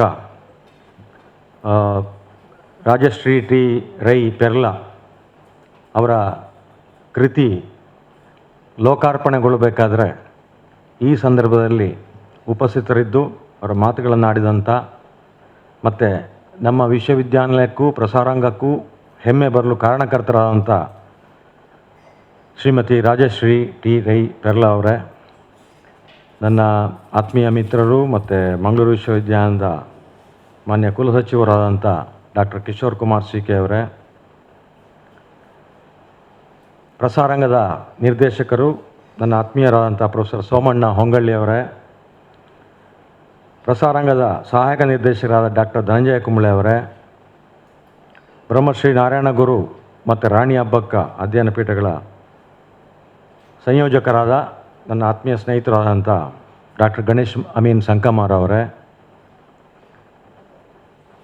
ಮೇಡಮ್ ರಾಜಶ್ರೀ ಟಿ ರೈ ಪೆರ್ಲ ಅವರ ಮನೆಯವರು ಶ್ರೀ ತಾರಾನಾಥ್ ರೈ ಅವರು, ಕರೆಕ್ಟ್ ಅಲ್ಲ ಅವರು, ಮತ್ತು ಅವರ 2 ಮಕ್ಕಳು, ಅವಳು ನನಗೆ ಪರಿಚಯ ಇದೆ. ಹೌದು, ಸನ್ನಿಧಿ. ಒಂದು ಕಾರ್ಯಕ್ರಮದಲ್ಲಿ ನಾನಿದ್ದೆ, ವಿಶ್ವವಿದ್ಯಾಲಯ ಕಾಲೇಜ್ ಮಂಗಳೂರು. ಇವತ್ತು ನೆನಪಿದೆ ನನಗೆ, ಅಚ್ಚಳಿದೆ, ನೆನಪುಳಿದಿದೆ. ಆಮೇಲೆ ನಮ್ಮ ಪ್ರಸಾರಾಂಗದ ಸಿಬ್ಬಂದಿ ವರ್ಗದವರು ಮತ್ತು ನನ್ನ ಸಂಶೋಧನಾ ವಿದ್ಯಾರ್ಥಿ ಮಿತ್ರರಿದ್ದಾರೆ, ಹಾಗೆ ಪತ್ರಿಕಾ ಮಾಧ್ಯಮದ ಸನ್ಮಿತ್ರರೇ. ನನಗೆ ನಿನ್ನೆ ಬೆಳಿಗ್ಗೆಯಿಂದ ಕಾಣುತ್ತೆ. ಡಾಕ್ಟರ್ ಧನಂಜಯ ಕುಂಬಳೆ ಅವರು ಈ ಪುಸ್ತಕ ನನಗೆ ತಂದುಕೊಟ್ರು ಬಿಡುಗಡೆ ಆಗೋ ಮೊದಲು. ನನ್ನದೊಂದು ಕೆಟ್ಟ ಅಭ್ಯಾಸ ಇದೆ, ಅದರಲ್ಲಿ ಒಂದು ಎನ್ಲೈಟೆಂಡ್ ಸೆಲ್ಫ್ ಇಂಟ್ರೆಸ್ಟ್ ಕೂಡ ಇದೆ. ಈ ಕೃತಿ ಬಿಡುಗಡೆ ಅಂತ ಹೇಳಿದ ಕೂಡಲೇ ನನಗೊಂದು ರೀತಿಯಲ್ಲಿ ಖುಷಿ ಕೊಡುವಂಥದ್ದು, ಮತ್ತು ಅದು ಏನು ತಿಳ್ಕೊಳ್ಳುವ ಅಂತಂದು ಹೇಳುವಂಥ ಒಂದು ಹಂಬಲ ಇರುತ್ತೆ ನನಗೆ. ಹಾಗಾಗಿ ನಿನ್ನೆ ರಾತ್ರಿ 12 ಗಂಟೆವರೆಗೆ ಓದಿದೆ ಪುಸ್ತಕ. ಇವತ್ತು ಮುಂಜಾನೆ ಕೂಡ ಕೆಲವು ಪುಟ ಬಾಕಿ ಇದ್ದದ್ದು ಓದಿದೆ. ಮತ್ತು ಇಲ್ಲಿ ಬರೋ ಮೊದಲು ಬಣ್ಣದ ಚಿತ್ರಗಳಿದೆ, ಅದನ್ನು ನೋಡಿದೆ. ಈ ತುಳುನಾಡಿನ ಮೂರಿಗಳ ಆರಾಧನೆ ಅಂತ ಹೇಳುವಾಗ ತುಳು ಮತ್ತು ಮೂರಿ, ಯಾಕಂದ್ರೆ ನಾನು ತುಳುನಾಡಲ್ಲೇ ಹುಟ್ಟಿ ಬೆಳೆದು ಬಂದವ. ಮತ್ತು ಕೆಳ ಮಧ್ಯಮ ವರ್ಗದ ಕೃಷಿಕ ಅರ್ಚಕ ಕುಟುಂಬದಲ್ಲಿ ನನ್ನ ಜೀವನ ನಡೆದದ್ದು. ಪ್ರಾಥಮಿಕ ಶಿಕ್ಷಣ ಎಲ್ಲ ಕೊಕ್ಕಡದಲ್ಲಿ ನಾನು ತಗೊಂಡದ್ದು ಅಂತಂದರೆ ಹಳ್ಳಿಯಲ್ಲೇ ಇದ್ದದ್ದು. ಹಳ್ಳಿಯಲ್ಲಿ ಮಾಡುವ ಕೆಲಸ ಎಲ್ಲ ಇದೆ, ನನಗೆ ಗೊತ್ತಿದೆ. ಆಮೇಲೆ ಹೈಸ್ಕೂಲಲ್ಲಿ ಇರುವಾಗಲೂ ಧರ್ಮಸ್ಥಳದಲ್ಲಿದ್ದೆ. ರಜಾ ಸಂದರ್ಭಗಳಲ್ಲಿ ಹೋಗಿ ನಾನು ಮಾಡ್ತಿದ್ದೆ, ಯಾಕಂದರೆ ಮರೀಲಿಕ್ಕೆ ಸಾಧ್ಯ ಇಲ್ಲ. ಇವತ್ತಿಗೂ ಕೂಡ ನನಗೆ ಅದು ಭಾಳ ಕ್ಲಿಯರ್ ಆಗಿದೆ. ಹಾಗೆ ತುಳುನಾಡಿನ ಮೂರಿ ಅಂತ ಹೇಳಿದ ಕೂಡಲೇ, ಮೂರಿ ಅಂತ ಹೇಳಿದರೆ ತುಳುವಲ್ಲಿ ನನ್ನ ತುಳು ಶಿವಳ್ಳಿ ಬ್ರಾಹ್ಮಣರ ತುಳು ತಗೊಂಡ್ರೆ ವಾಸನೆ ಅಂತ ಲೆಕ್ಕ. ಇದೆಂತದಪ್ಪ ತುಳುನಾಡಿನ ಮೂರಿಗಳ ಆರಾಧನೆ ಅಂಥದ್ದು, ಏನಾದರೂ ಸುವಾಸನೆಯೋ ದುರ್ವಾಸನೆಯೋ ಏನೋ ಮೂರಿಗಳನ್ನು ಆರಾಧನೆ ಮಾಡ್ತಾರೋ ಅಂತ ಹೇಳುವಂಥ ನನ್ನ ಏನು ಅಲ್ಪಜ್ಞಾನದ ವೈಭವೀಕರಣ ಅಲ್ಲ, ಅದರ ಬಗ್ಗೆ ನಾನು ತಲೆ ತಗ್ಗಿಸಬೇಕಾಗಿ ಬಂತು. ಪುಟಗಳನ್ನು ತೆರವಿ ಹಾಕಿದ ಹಾಗೆ ನನಗೆ ರಾಜಶ್ರೀ ಟಿ ರೈ ಪೆರ್ಲಾ ಅವರ ಒಂದು ವಿಮರ್ಶಾತ್ಮಕ ಇರಬಹುದು, ಚಿಕಿತ್ಸಾತ್ಮಕ ಮನೋಭಾವ ಇರಬಹುದು, ಎಲ್ಲಕ್ಕಿಂತ ಹೆಚ್ಚಾಗಿ ಇವತ್ತು ಕೇವಲ 2% ನಾನು ಅರ್ಥ ಮಾಡಿಕೊಂಡಾಗ ಇಂಥ ಸಂಶೋಧಕರು ಇರುವಂಥದ್ದು. ಅವರು ಕೇವಲ BSc ಮಾಡಿದಂತೆ, ಆಮೇಲೆ ಅವರು ಗೃಹಿಣಿ, ಅದೆಲ್ಲ ನನಗೆ ಹೆಚ್ಚು ಅಗತ್ಯ ಬೀಳೋದಿಲ್ಲ. ಇಂಥದ್ದೆಲ್ಲ ಈ ಕೃತಿ ಅಪೂರ್ವದಲ್ಲಿ ಅಪೂರ್ವ ಇದು. ನಾನು ಕೆಲವು ಸಂಶೋಧಕರಿಗೆ ಹೀಗೆ ಟೆಲಿಫೋನಲ್ಲಿ ಕೇಳಿದೆ ನಾನು. ಅವ್ರು ಹೇಳಿದರು, ಇಲ್ಲ ಸರ್, ಅದು ಎಲ್ಲಿ ಇಲ್ಲ, ಅಂಥದ್ದೆಲ್ಲ ಇಲ್ಲ ಅಂತ. ಚಿನ್ನಪ್ಪ ಅವರು ಕೇಳಿದರೆ, ಇಲ್ಲ, ಭೂತಾರಾಧನೆ ಸ್ವಲ್ಪ ತುಂಬ ಕೆಲಸ ಮಾಡಿದ್ದಾರೆ, ಜಾನಪದ ವಿದ್ವಾಂಸರು. ಈಗ ಸೋಮಣ್ಣ ಕೂಡ ಜಾನಪದ ವಿದ್ವಾಂಸರು, ನಮ್ಮ ಅಭಯ ಕುಮಾರ್ ಕೂಡ ಜಾನಪದ ವಿದ್ವಾಂಸರು, ಡಾಕ್ಟರ್ ಗಣೇಶ್ ಅಮೀನ್ ಸಂಕಾನ್ಮರ್ ಕೂಡ ಜಾನಪದ ವಿದ್ವಾಂಸರು. ಇವರೆಲ್ಲ ಇದರಲ್ಲಿ ಕೆಲವರನ್ನು ಸಂಪರ್ಕ ಮಾಡಿ ನಾನು ಕೇಳಿಕೊಂಡಾಗ ಈ ಮೂರಿಗಳ ಆರಾಧನೆ ಇದರ ಬಗ್ಗೆ ಒಂದು ಸಂಶೋಧನಾ ಶಿಸ್ತಿನ ಮೂಲಕ ಮಾಹಿತಿಗಳನ್ನು ಕಲೆ ಹಾಕಿ ಇಂಥ ಒಂದು ಕೃತಿಯನ್ನು ತರುವಂಥದ್ದು ನಿಜವಾದ ಕೊಡುಗೆ ಅಂತ. ಮತ್ತು ರಾಜಶ್ರೀ ಟಿ ರೈ ಪೆರ್ಲಾ ಅವರ ವ್ಯಕ್ತಿತ್ವದ ಬಗ್ಗೆ ಈ ಹಿಂದೆ ಅನಾವರಣಗೊಂಡಿದೆ, ನನಗೆ ಗೊತ್ತಿದೆ. ಅವರು ಅಹಂ ಇಲ್ಲದ ಒಂದು ವ್ಯಕ್ತಿತ್ವ, ಮತ್ತು ಪ್ರಚಾರ ಪ್ರಿಯರು ಅಲ್ಲ. ನಾನೇನೋ ಒಂದು ಮಾಡಿರ್ತೇನೆ ನನ್ನ ಹಂತದಲ್ಲಿ, ಅವರಲ್ಲಿ ಸೌಜನ್ಯ ಕೂಡ ಇದೆ. ಅವ್ರು ಹೇಳಿದರು, ಇದರಲ್ಲಿ ಭಾಳ ಶಿಸ್ತಿನ ಕೊರತೆ ಇರಬಹುದು, ಸಂಶೋಧನಾ ದೃಷ್ಟಿಯಿಂದ ನಾನು ಮಾಡಿದಲ್ಲ, ನನ್ನ ಆಸಕ್ತಿಯ ಕ್ಷೇತ್ರ. ಇದು ಬಹಳ ಮುಖ್ಯ ಆಗುತ್ತೆ ಇವತ್ತು. ಇಂಥ ಕೃತಿ ಇವತ್ತು ಲೋಕಾರ್ಪಣೆಗೊಂಡಿದೆ ಅಂತ ಹೇಳಿದರೆ ನಿಜವಾಗಿ ನನಗೆ ಕೂಡ ಇದನ್ನು ಲೋಕಾರ್ಪಣೆ ಮಾಡಲಿಕ್ಕೆ ಅತೀವ ಸಂತೋಷ ಮತ್ತು ಹೆಮ್ಮೆ ಹಾಗೂ ಅಭಿಮಾನ ಕೂಡ ಆಗುತ್ತೆ. ಮತ್ತು ಆಕೃತಿ ಪ್ರಿಂಟರ್ಸ್ ಕಲ್ಲೂರು ನಾಗೇಶ್ ಹೇಳಿದರೆ ಮತ್ತೆ ಆ ಕಡೆ ತಿರುಗಿ ನೋಡಬೇಕು ಅಂತಿಲ್ಲ. ಯಾವುದಾದ್ರು ಮುಖಪುಟ ಇರಬಹುದು, ಪ್ರಿಂಟ್ ಕ್ವಾಲಿಟಿ ಇರಬಹುದು, ಭಾಳ ಚೆನ್ನಾಗಿ ಮಾಡ್ತಾರೆ ಅವರು. ಅವ್ರ ವೈಯಕ್ತಿಕ ಗಮನ ಹರಿಸಿ ತರ್ತಾರೆ ಅವರು. ಇದರಲ್ಲಿ 10 ಅಧ್ಯಾಯ ಉಂಟು. ನಿನ್ನೆ 8 ಅಧ್ಯಾಯ ಓದಿ ಮುಗಿಸಿದೆ ನಾನು. ಇವತ್ತು ಬೆಳಿಗ್ಗೆ ಉಳಿದದ್ದು ನಾನು ಮುಗಿಸಬೇಕಾಯಿತು. ಓದುವಾಗ ಇದು ನಿಜವಾಗಿ ಈ ತುಳು ಜಾನಪದದ ಒಂದು ವಾಸನೆ ಕೊಡ್ತದೆ. ನನ್ನ ಮೂರಿಂತ ಆ ರೀತಿ ಹೇಳಿದರೆ ಅಂಥ ವಾಸನೆ ಕೊಡುತ್ತೆ, ಭಾಳ ಹಿತವಾದ ಅನುಭವ ಆಗುತ್ತೆ, ನಮ್ಮನ್ನು ಓದಿಸಿಕೊಂಡು ಹೋಗ್ತದೆ, ನಮ್ಮೊಳಗಿನ ಆಸಕ್ತಿಯನ್ನು ಕೂಡ ಬಡಿದೆಬ್ಬಿಸ್ತದೆ. ಅದು ಅಂದರೆ ತುಳು ಜಾನಪದೀಯವಾಗಿ ವಿಶೇಷ ಮಹತ್ವವನ್ನು ಹೊಂದಿಕೊಂಡಿದೆ. ಯಾಕಂದರೆ ಅವರು ತುಳು ಮತ್ತು ಕನ್ನಡದಲ್ಲಿ ಎರಡರಲ್ಲಿ ಕೂಡ ಈ ದ್ವಂದ್ವ ಹಾಡುಗಾರಿಕೆ ಇದ್ದಾಗೆ ಎರಡರಲ್ಲಿ ಕೂಡ ಪರಿಣತಿ ಇದ್ದವರು, ಮತ್ತು ಅಷ್ಟೇ ಪ್ರೀತಿ, ವಿಶ್ವಾಸ, ನಂಬಿಕೆ, ಅಭಿಮಾನದಿಂದ ಈ ಕೃಷಿ ಮಾಡ್ತಾ ಇರುವವರು ಈ ಸಾಹಿತ್ಯ ಕ್ಷೇತ್ರದಲ್ಲಿ. ಹಾಗೆ ಸಂಶೋಧನೆ ದೃಷ್ಟಿಯಿಂದ ಇದು ಬಹಳ ಮಹತ್ವವನ್ನು ಪಡ್ಕೊಂಡಿದೆ ಅಂತ ನಾನು ಅರ್ಥ ಮಾಡ್ಕೊಳ್ತಿದ್ದೇನೆ. ಇದರಲ್ಲೆಲ್ಲ ಓದ್ತಾ ಹೋದಾಗೆ ನನಗೆ ಮೂರಿಗಳ ಆಚರಣೆ ಇದು ನಾವು ತಿಳ್ಕೊಳ್ಳಿಕ್ಕೆ ಹಂಬಲಿಸುವಂಥದ್ದು, ನಮಗೆ ಹೆಚ್ಚಿನ ಮಾಹಿತಿ ಇಲ್ಲದೇ ಇರುವಂಥದ್ದು. ಇಲ್ಲಿ ಅದರ ಬಗ್ಗೆ ಅವರು ಬೆಳಕು ಚೆಲ್ತಾ ಇದ್ದಾರೆ. ಮೂರಿಗಳ ಆಚರಣೆ, ಅವುಗಳ ಆರಾಧನಾ ಕೇಂದ್ರಗಳು, ಅದು ದಕ್ಷಿಣ ಕನ್ನಡ ಇರಬಹುದು, ಉಡುಪಿ ಇರಬಹುದು, ಕಾಸರಗೋಡು ಇರಬಹುದು, ಈ ರೀತಿ. ಮತ್ತು ಇದರಲ್ಲಿ ತುಳುನಾಡಿನ ಮ್ಯಾಪ್ ಕೊಡ್ತಾರೆ ಅವರು. ಕುಂದಾಪುರದಿಂದ ಕಾಸರಗೋಡು ತನಕ ಬರುವಂಥದ್ದು ಭಾಳ ಇವತ್ತಿನ ವಿದ್ಯಾರ್ಥಿಗಳಿಗೆ ಬಹಳ ಮುಖ್ಯ ಅದು. ಒಂದು ರೀತಿ ಆಕಾರ ಗ್ರಂಥ ಕೂಡ ಆಗತ್ತೆ. ಅವರು ಅನೇಕರ ಆಕಾರ ಗ್ರಂಥಗಳನ್ನು ಕೂಡ ಓದಿ ತಿಳ್ಕೊಂಡು ವಿಮರ್ಶೆ ಜಿಜ್ಞಾಸೆಗಳನ್ನೆಲ್ಲ ಮಾಡಿಕೊಂಡು ಅವರ ಸ್ವಂತಿಕೆಯನ್ನು ಇಲ್ಲಿ ಪ್ರದರ್ಶಿಸಲಿಕ್ಕೆ ಪ್ರಾಮಾಣಿಕ ಪ್ರಯತ್ನ ಮಾಡಿದ್ದಾರೆ. ಸೊ ಆ ದೃಷ್ಟಿಯಿಂದ ಇದು. ಆಮೇಲೆ ಪಾರ್ಧನಗಳ ಸಂಗ್ರಹ ಮತ್ತು ಅದರ ಕನ್ನಡ ಅನುವಾದ ಮಾಡುವಂಥದ್ದು ಭಾಳ ಮುಖ್ಯ ಆಗುತ್ತೆ ಇವತ್ತು ನನಗೆ. ಪಾರ್ಧನಗಳೆಲ್ಲ ತುಳುವಲ್ಲಿ ಇರುತ್ತೆ ಅಥವಾ ಬೇರೆ ವಿಶಿಷ್ಟ ತುಳುವಲ್ಲಿ ಇರುತ್ತೆ. ಅದು ಜನಸಾಮಾನ್ಯರಿಗೆ ಮುಟ್ಟಬೇಕು ಅಂತಾದರೆ, ತಲುಪಬೇಕು ಅಂತಾದರೆ ಕನ್ನಡ ಅನುವಾದ ಆಗಬೇಕು. ಅದು ಇಲ್ಲಿ ಆಗತ್ತೆ.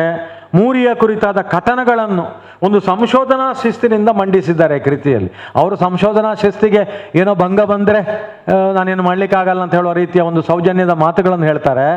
ಆದರೂ ಕೂಡ ಆ ಸಂಶೋಧನಾ ಶಿಸ್ತಿನ ಚೌಕಟ್ಟಿನಲ್ಲಿ ಇದು ತಯಾರಿಯಾಗಿದೆ ಅಂತ ಹೇಳಲಿಕ್ಕೆ ಇಷ್ಟಪಡ್ತೇನೆ ನಾನು. ಸೊ ಆ ಒಂದು ರೀತಿಯಲ್ಲಿ ನಾನು ಖಂಡಿತ ರಾಜಶ್ರೀ ಟಿ ರೈ ಅವರನ್ನು ನಾವು ತುಂಬ ಹೃದಯದಿಂದ ಅಭಿನಂದಿಸಲೇಬೇಕಾಗ್ತದೆ. ಇದು ಯಾಕಂದರೆ ಓದಿ ಹೇಳುವಂಥ ಮಾತು ನಾನು ಓದದೆ ಹೇಳ್ತಾ ಇಲ್ಲ ಅಥವಾ ಮುಖಸ್ತುತಿ ಮಾಡ್ತಾ ಇಲ್ಲ. ನನಗೂಡ ಒಂದು ಹಿತವಾದ ಅನುಭವ ಕೊಟ್ಟಿದೆ ಒಂದು ತುಳುನಾಡಿನ ಒಬ್ಬ ವ್ಯಕ್ತಿಯಾಗಿ. ಇಲ್ಲಿ ಮೂರು ಅಂತ ಹೇಳುವಾಗ ನನ್ನ ಅಭಿಮಾನದ ಪ್ರೊಫೆಸರ್ ಅಂತ ಹೇಳಿದ್ರೆ ಪ್ರೊಫೆಸರ್ ಬಿ ಅವೇಕರೈ. ನಾನು ಕುಲಪತಿ ಆಗುವ ಮೊದಲು, ಕುಲಪತಿ ಆದ ಸಂದರ್ಭ, ಇವತ್ತಿಗೂ ಕೂಡ ನಾನು ಪ್ರೊಫೆಸರ್ ಬಿ ಎ ವೇಕರೈಯಿಂದ ಅನೇಕ ಸ್ಫೂರ್ತಿಯನ್ನು ಪ್ರೇರಣೆ ಪಡ್ಕೊಳ್ಳುವವು ನಾನು ಅನೇಕ ವಿಚಾರಗಳಲ್ಲಿ. ಕೆಲವು ಸಂದಿಗ್ಧವಾದಂಥ ಸಮಸ್ಯೆ ಇರ್ಬೋದು, ಕ್ಲಿಷ್ಟಕರವಾದಂಥ ಸನ್ನಿವೇಶಗಳಿರ್ಬೋದು, ಇದನ್ನು ಹೇಗೆ ನಿಭಾಯಿಸಬೇಕು ಅಂತ ಹೇಳುವಂಥದ್ದು ಅವರಿಗೆ ನಾನು ಕನ್ಸಲ್ಟ್ ಮಾಡ್ತೇನೆ. ಇದು ಹೆಚ್ಚಿನವ್ರಿಗೆ ಗೊತ್ತಿಲ್ಲ. ಹಾಗಾದ ಅವರದೇ ಆದ ಶೈಲಿಯಲ್ಲಿ ನಗುತ್ತಾ ಅವ್ರು ಹೇಳೋರು ಎಡಪಡಿತಾರೆ, ನಿಮಗೆ ನಾನು ಏನು ಹೇಳಲಿಕ್ಕೆ ಉಂಟು, ನೀವೆಲ್ಲ ಅಳೆದು ತೂಗಿ ಅರೆದು ಎಲ್ಲ ಕುಡಿದವರು ನೀವು, ಆದರೂ ನನಗೆ ಈ ರೀತಿ ಕಾಣ್ತದೆ ಅಂತ. ಅದು ಅಮೃತರು ಹೇಳೋಂಥ ಸ್ಟೈಲ್ ಅದು. ನಾನು ಕೇಳುವಾಗೆಲ್ಲ ನನಗೆ ಈ ರೀತಿ ಕಾಣ್ತದೆ ಅಂತಾರೆ, ನಮ್ಮ ಮೇಲೆ ಇಂಪೋಸ್ ಮಾಡೋವರಲ್ಲ. ಸೊ ಅವರ ಬಗ್ಗೆ ಭಾಳ ಅಭಿಮಾನದ ಮಾತುಗಳನ್ನು ಕೂಡ ರಾಜಶ್ರೀ ಅವರು ಹೇಳಿದರು. ಸೊ ಅವ್ರು ಹೇಳುವಾಗ ಇದು ಅವರು ಕೂಡ ಒಪ್ಪಿಕೊಳ್ತಾರೆ, ಇದು ಅಪೂರ್ವವಾದಂಥ ಕೃತಿ, ಅವರು ಕಂಡುಕೊಂಡಾಗೆ ಇಂಥ ಕೃತಿಗಳು ಲಭ್ಯವಿಲ್ಲ ಅಂತ. ಸೊ ಆದ ಕಾರಣ ಇದೊಂದು ಅಪೂರ್ವವಾದ ಅನನ್ಯವಾದ ಕೊಡುಗೆ ನಮ್ಮ ಸಾಹಿತ್ಯ ಲೋಕಕ್ಕೆ ಅಂತ ಹೇಳುವಂಥದ್ದು. ಎರಡನೇದವರು ಮತ್ತೊಂದು ನನಗೆ ಭಾಳ ಅವರನ್ನು ಅಭಿಮಾನ ಹೇಳುವಂಥದ್ದು, ವೇಕರೈ ಅವರ ಮುನ್ನುಡಿಯಲ್ಲಿ ಹೇಳಿದಾಗೆ ಈ ಒಂದು ಕೃತಿಯನ್ನು ತಯಾರಿ ಮಾಡುವಾಗ ಸಂಶೋಧನೆಗೋಸ್ಕರ ಸಂಶೋಧನೆ ಮಾಡೋದಲ್ಲ, ಭಾಳ ಅರ್ಥ ಮಾಡ್ಕೊಳ್ಬೇಕು. ಇವತ್ತಿನ ಸಂಶೋಧಕರು ಅರ್ಥ ಮಾಡ್ಕೊಳ್ಬೇಕು, ಯುವಕರು ಯುವತಿಯರು ಅರ್ಥ ಮಾಡ್ಕೊಳ್ಬೇಕು. ನಾನೊಂದು ಭಾಷಣಕ್ಕೋಸ್ಕರ ಭಾಷಣ ಮಾಡುವಂಥದ್ದು, ಕುಲಪತಿಯಾದ ತಪ್ಪಿಗೆ, for the sin of being the vice chancellor ಅಂತ ಹೇಳ್ತೇನೆ, ಕುಲಪತಿಯಾದ ತಪ್ಪಿಗೆ ನಾನು ಅದನ್ನು ಮಾಡ್ತಾ ಇರುವಂಥದ್ದು ಅದಲ್ಲ. ನಾನು ಮೆಚ್ಚಿದರೆ ಮರಣ ಸುಖ ಅಂತ ಹೇಳಿ ನಾನು ಏನು ಮಾಡ್ತೇನೆ ಅದರಲ್ಲಿ ಆತ್ಮತೃಪ್ತಿ ಪಡ್ಕೊಳ್ಬೇಕು, ಸಂತೋಷ ಪಡ್ಕೊಳ್ಬೇಕು, ಹೆಮ್ಮೆಯ ಕ್ಷಣಗಳನ್ನು ಆನಂದಿಸಬೇಕು. ಆ ರೀತಿಯಲ್ಲಿ ಅವರು ಮಾಡುವಂಥದ್ದು ಇದು ಕೆಲಸ. ಸಂಶೋಧನೆಗೋಸ್ಕರ ನಾನು ಈಗಾಗಲೇ ಹೇಳಿದೆ, ಪ್ರಚಾರಕ್ಕೋಸ್ಕರ ಅಥವಾ 10ನೇ ಕೃತಿಯೊಂದು ಬರಲಿ ಅಂತ ಹುಟ್ಟಿಸಿ ಹಾಕುವಂಥದ್ರಲ್ಲಿ ಅವರಿಗೆ ತೃಪ್ತಿ ಇಲ್ಲ. ನಿಜವಾಗಿ ಅದು ಬೆಳಕು ಕಾಣಬೇಕು, ಆ ಲೋಕಾರ್ಪಣೆಗೊಳ್ಳಬೇಕು, ಅಂಥ ಒಂದು ಅನನ್ಯ ಕೊಡುಗೆಯನ್ನು ಕೊಡಬೇಕು ಅಂತ ಹೇಳುವಂಥ ಹಂಬಲದಲ್ಲಿ, ಆ ಆಸಕ್ತಿಯಲ್ಲಿ, ಅವರ ಹೃದಯಾಂತರದಿಂದ ಬಂದಂಥ ಮೊಮೆಂಟ್ಸ್ ಆಫ್ ಟ್ರೂತ್ ಅಂತ ಕರೀತಾನೆ ಇಂಗ್ಲೀಷಲ್ಲಿ, ಅಂಥ ಅನುಭವಗಳನ್ನು ಮೆಲುಕು ಹಾಕಿ ಇದನ್ನು ತಯಾರು ಮಾಡಿದ್ದು. ಆದ ಕಾರಣ ಸಂಶೋಧನೆಗೋಸ್ಕರ ಮಾಡಿದ ಸಂಶೋಧನೆ ಅಲ್ಲ ಇದು. ಇದೊಂದು ಖಂಡಿತ ಜನಮಾನಸಕ್ಕೆ ಮುಟ್ಟಬೇಕು, ಹೆಚ್ಚಿನವರಿಗೆ ಹೋಗಬೇಕು. ಇನ್ನೂ ತುಳುನಾಡು ಈ ಜಾನಪದ ಕ್ಷೇತ್ರದಲ್ಲಿ ಅನೇಕ ಸಂಶೋಧನೆಗಳನ್ನ ಆಗಬೇಕು, ಮಾಡಬೇಕು. ನಾವು ಸಂಶೋಧನಾ ವಸ್ತುವನ್ನು ಹರಿಸುವಾಗ ಇಂಥ ಕಡೆ ಗಮನ ಹರಿಸಬೇಕು ಅಂತೇಳಿ. ಆಲ್ರೆಡಿ ಸಂಶೋಧನೆ ಆದರೆ ಓವರ್ ರಿಸರ್ಚ್ಡ್ ಏರಿಯಾ ಅಂತ ಹೇಳ್ತೇನೆ. ಅದರಲ್ಲಿ ನಾವೇನು ಮಾಡಿದರೂ ಕೂಡ ಕಾಪಿ ಕ್ಯಾಟ್ ಆಗ್ತೇವೆ ನಾವು. ಅದು ಆ ಅಪಾಯದಿಂದ ಹೊರಗಡೆ ಬರಲಿಕ್ಕೆ ಇವರು ಕೊಡುವಂಥ ಒಂದು ಇದು ಫಾರ್ಮ್ಯುಲಾ ಹೇಳಿದರೆ ಅಂಥದಕ್ಕೆ ಕೈ ಹಾಕಿ. ಸ್ವಲ್ಪ ಕಷ್ಟದ ಕಾಣಬಹುದು ಪ್ರಾರಂಭದ ದಿನಗಳಲ್ಲಿ, ಮುಂದೆ ಅನ್ವೇಷಣೆ ಮಾಡ್ತಾ ಹೋದಾಗೆ ನಮಗೆ ಅದರ ಕಿಕ್ ಅಥವಾ ಹುಚ್ಚು ಹಿಡಿತದೆ. ಆಗ ನಿಜವಾದ ನಮ್ಮ ಒಳಗಿನ ಏನು ಸತ್ವ ಹೊರಗಡೆ ಹಾಕಲಿಕ್ಕೆ ಆಗ್ತದೆ, ಕೃತಿಯ ರೂಪದಲ್ಲಿ ಬೆಳಕು ಕಾಣಲಿಕ್ಕೆ ಆಗುತ್ತೆ. ಆದ ಕಾರಣ ಇದು ಆಸಕ್ತಿ ಇರುವ ಕ್ಷೇತ್ರವನ್ನು ಅವರು ಆಯ್ದುಕೊಂಡ್ರು ಅಂತ ಹೇಳುವಂಥದ್ದು ಭಾಳ ಮೆಚ್ಚುವಂಥದ್ದು. ಮತ್ತು ಪ್ರೊಫೆಸರ್ ಬಿ ಎ ವೇಕರೈ ಅವರ ಬಗ್ಗೆ ಅಭಿಮಾನದ ಮಾತುಗಳನ್ನು ಆಡಿದರು. ನಾನು ಕೂಡ ಅದಕ್ಕೆ ಧ್ವನಿ ಸೇರಿಸುವವ, ನಾನು ಕೂಡ ಒಂದು ರೀತಿಯ ಫಲಾನುಭವಿ. ಇವತ್ತು ಕೂಡ ಪ್ರೊಫೆಸರ್ ಬಿ ಎ ವೇಕರೈ ಅವರು ಏನು ಮಾಡ್ತಾರೆ ಅಂತ ಹೇಳಿದರೆ, ಯಾರು ಸಮಾಜದ ಅಂಚಿನಲ್ಲಿದ್ದಾರೆ, ಅವರು ಎಲೆಮರೆಯ ಕಾಯಿ ಆಗಿದ್ದಾರೆ, ಮತ್ತು ಕೆಲವರಿಗೆ ಅವರದೇ ಶಕ್ತಿ ಸಾಮರ್ಥ್ಯ ಅದರ ಅರಿವು ಇರುವುದಿಲ್ಲ, ಅಂಥವರಿಗೆಲ್ಲ ಒಂದು ರೀತಿಯ ಜೆಂಟಲ್ ಬಟ್ ಇಫೆಕ್ಟಿವ್ ನೀಡ್ಲಿಂಗ್ ಅಂತ ಡಾಕ್ಟ್ರು ಇಂಜೆಕ್ಷನ್ ಕೊಟ್ಟಾಗೆ ಮಗುವಿಗೆ ನೋವಾಗೋದೇ ಇಲ್ಲ. ಇಂಜೆಕ್ಷನ್ ಚುಚ್ಚಿದ ನಂತರ ಮಗುವಿಗೆ ಗೊತ್ತಾಗ್ತದೆ ಇಂಜೆಕ್ಷನ್ ಕೊಟ್ಟಾಯ್ತಾ ಅಂತ ಹೇಳುವಂಥದ್ದು, ಮತ್ತೆ ಅಳ್ತದೆ ಅದು, ಆಶ್ಚರ್ಯದಲ್ಲಿ ಹೇಳುವಂಥದ್ದು ಅದು. ಸೊ ಆ ರೀತಿ ವೇಕರೈ ಒಂದು ಕಲೆ ಇದೆ. ಅದನ್ನು ಗುರುತಿಸಿ ಅವರನ್ನು ಈ ಸಾಹಿತ್ಯ ಲೋಕಕ್ಕೆ ಪರಿಚಯಿಸುವಂಥ ಪುಣ್ಯದ ಕೆಲಸ ಅವ್ರು ಮಾಡಿಕೊಂಡು ಬಂದಿದ್ದಾರೆ. ಅಷ್ಟಕ್ಕೆ ಬಿಡೋದಿಲ್ಲ, ಸ್ವಲ್ಪ ಕ್ಷೀಣ ಆಗ್ತಾನೆ ಇವ ವ್ಯಕ್ತಿ ಅಂತ ಹೇಳುವಾಗ ಕೈ ಕೊಟ್ಟು ಅಂತಾರೆ, ಆ ರೀತಿ ಕೈ ಕೊಡೋದಿಲ್ಲ, ಕೈ ಕೊಟ್ಟು ಅವ್ರನ್ನ ಮೇಲೆತ್ತುವಂಥ ಒಂದು ಧರ್ಮವನ್ನು ಆಚರಿಸಿಕೊಂಡು ಬಂದಿದ್ದಾರೆ. ಅದಕ್ಕೆ ನನಗೆ ಪ್ರೊಫೆಸರ್ ಬಿ ವಿವೇಕರಾಯ ಹತ್ರ ಅಪಾರವಾದ ಗೌರವ, ಅಭಿಮಾನ ಇದೆ, ಹೆಮ್ಮೆ ಇದೆ. ಸೊ ಅಂಥವರ ಸಹಾಯ ಪಡ್ಕೊಂಡಿದ್ದಾರೆ ಇವರು, ಪ್ರೇರಣೆ, ಸ್ಫೂರ್ತಿ ಪಡ್ಕೊಂಡಿದ್ದಾರೆ.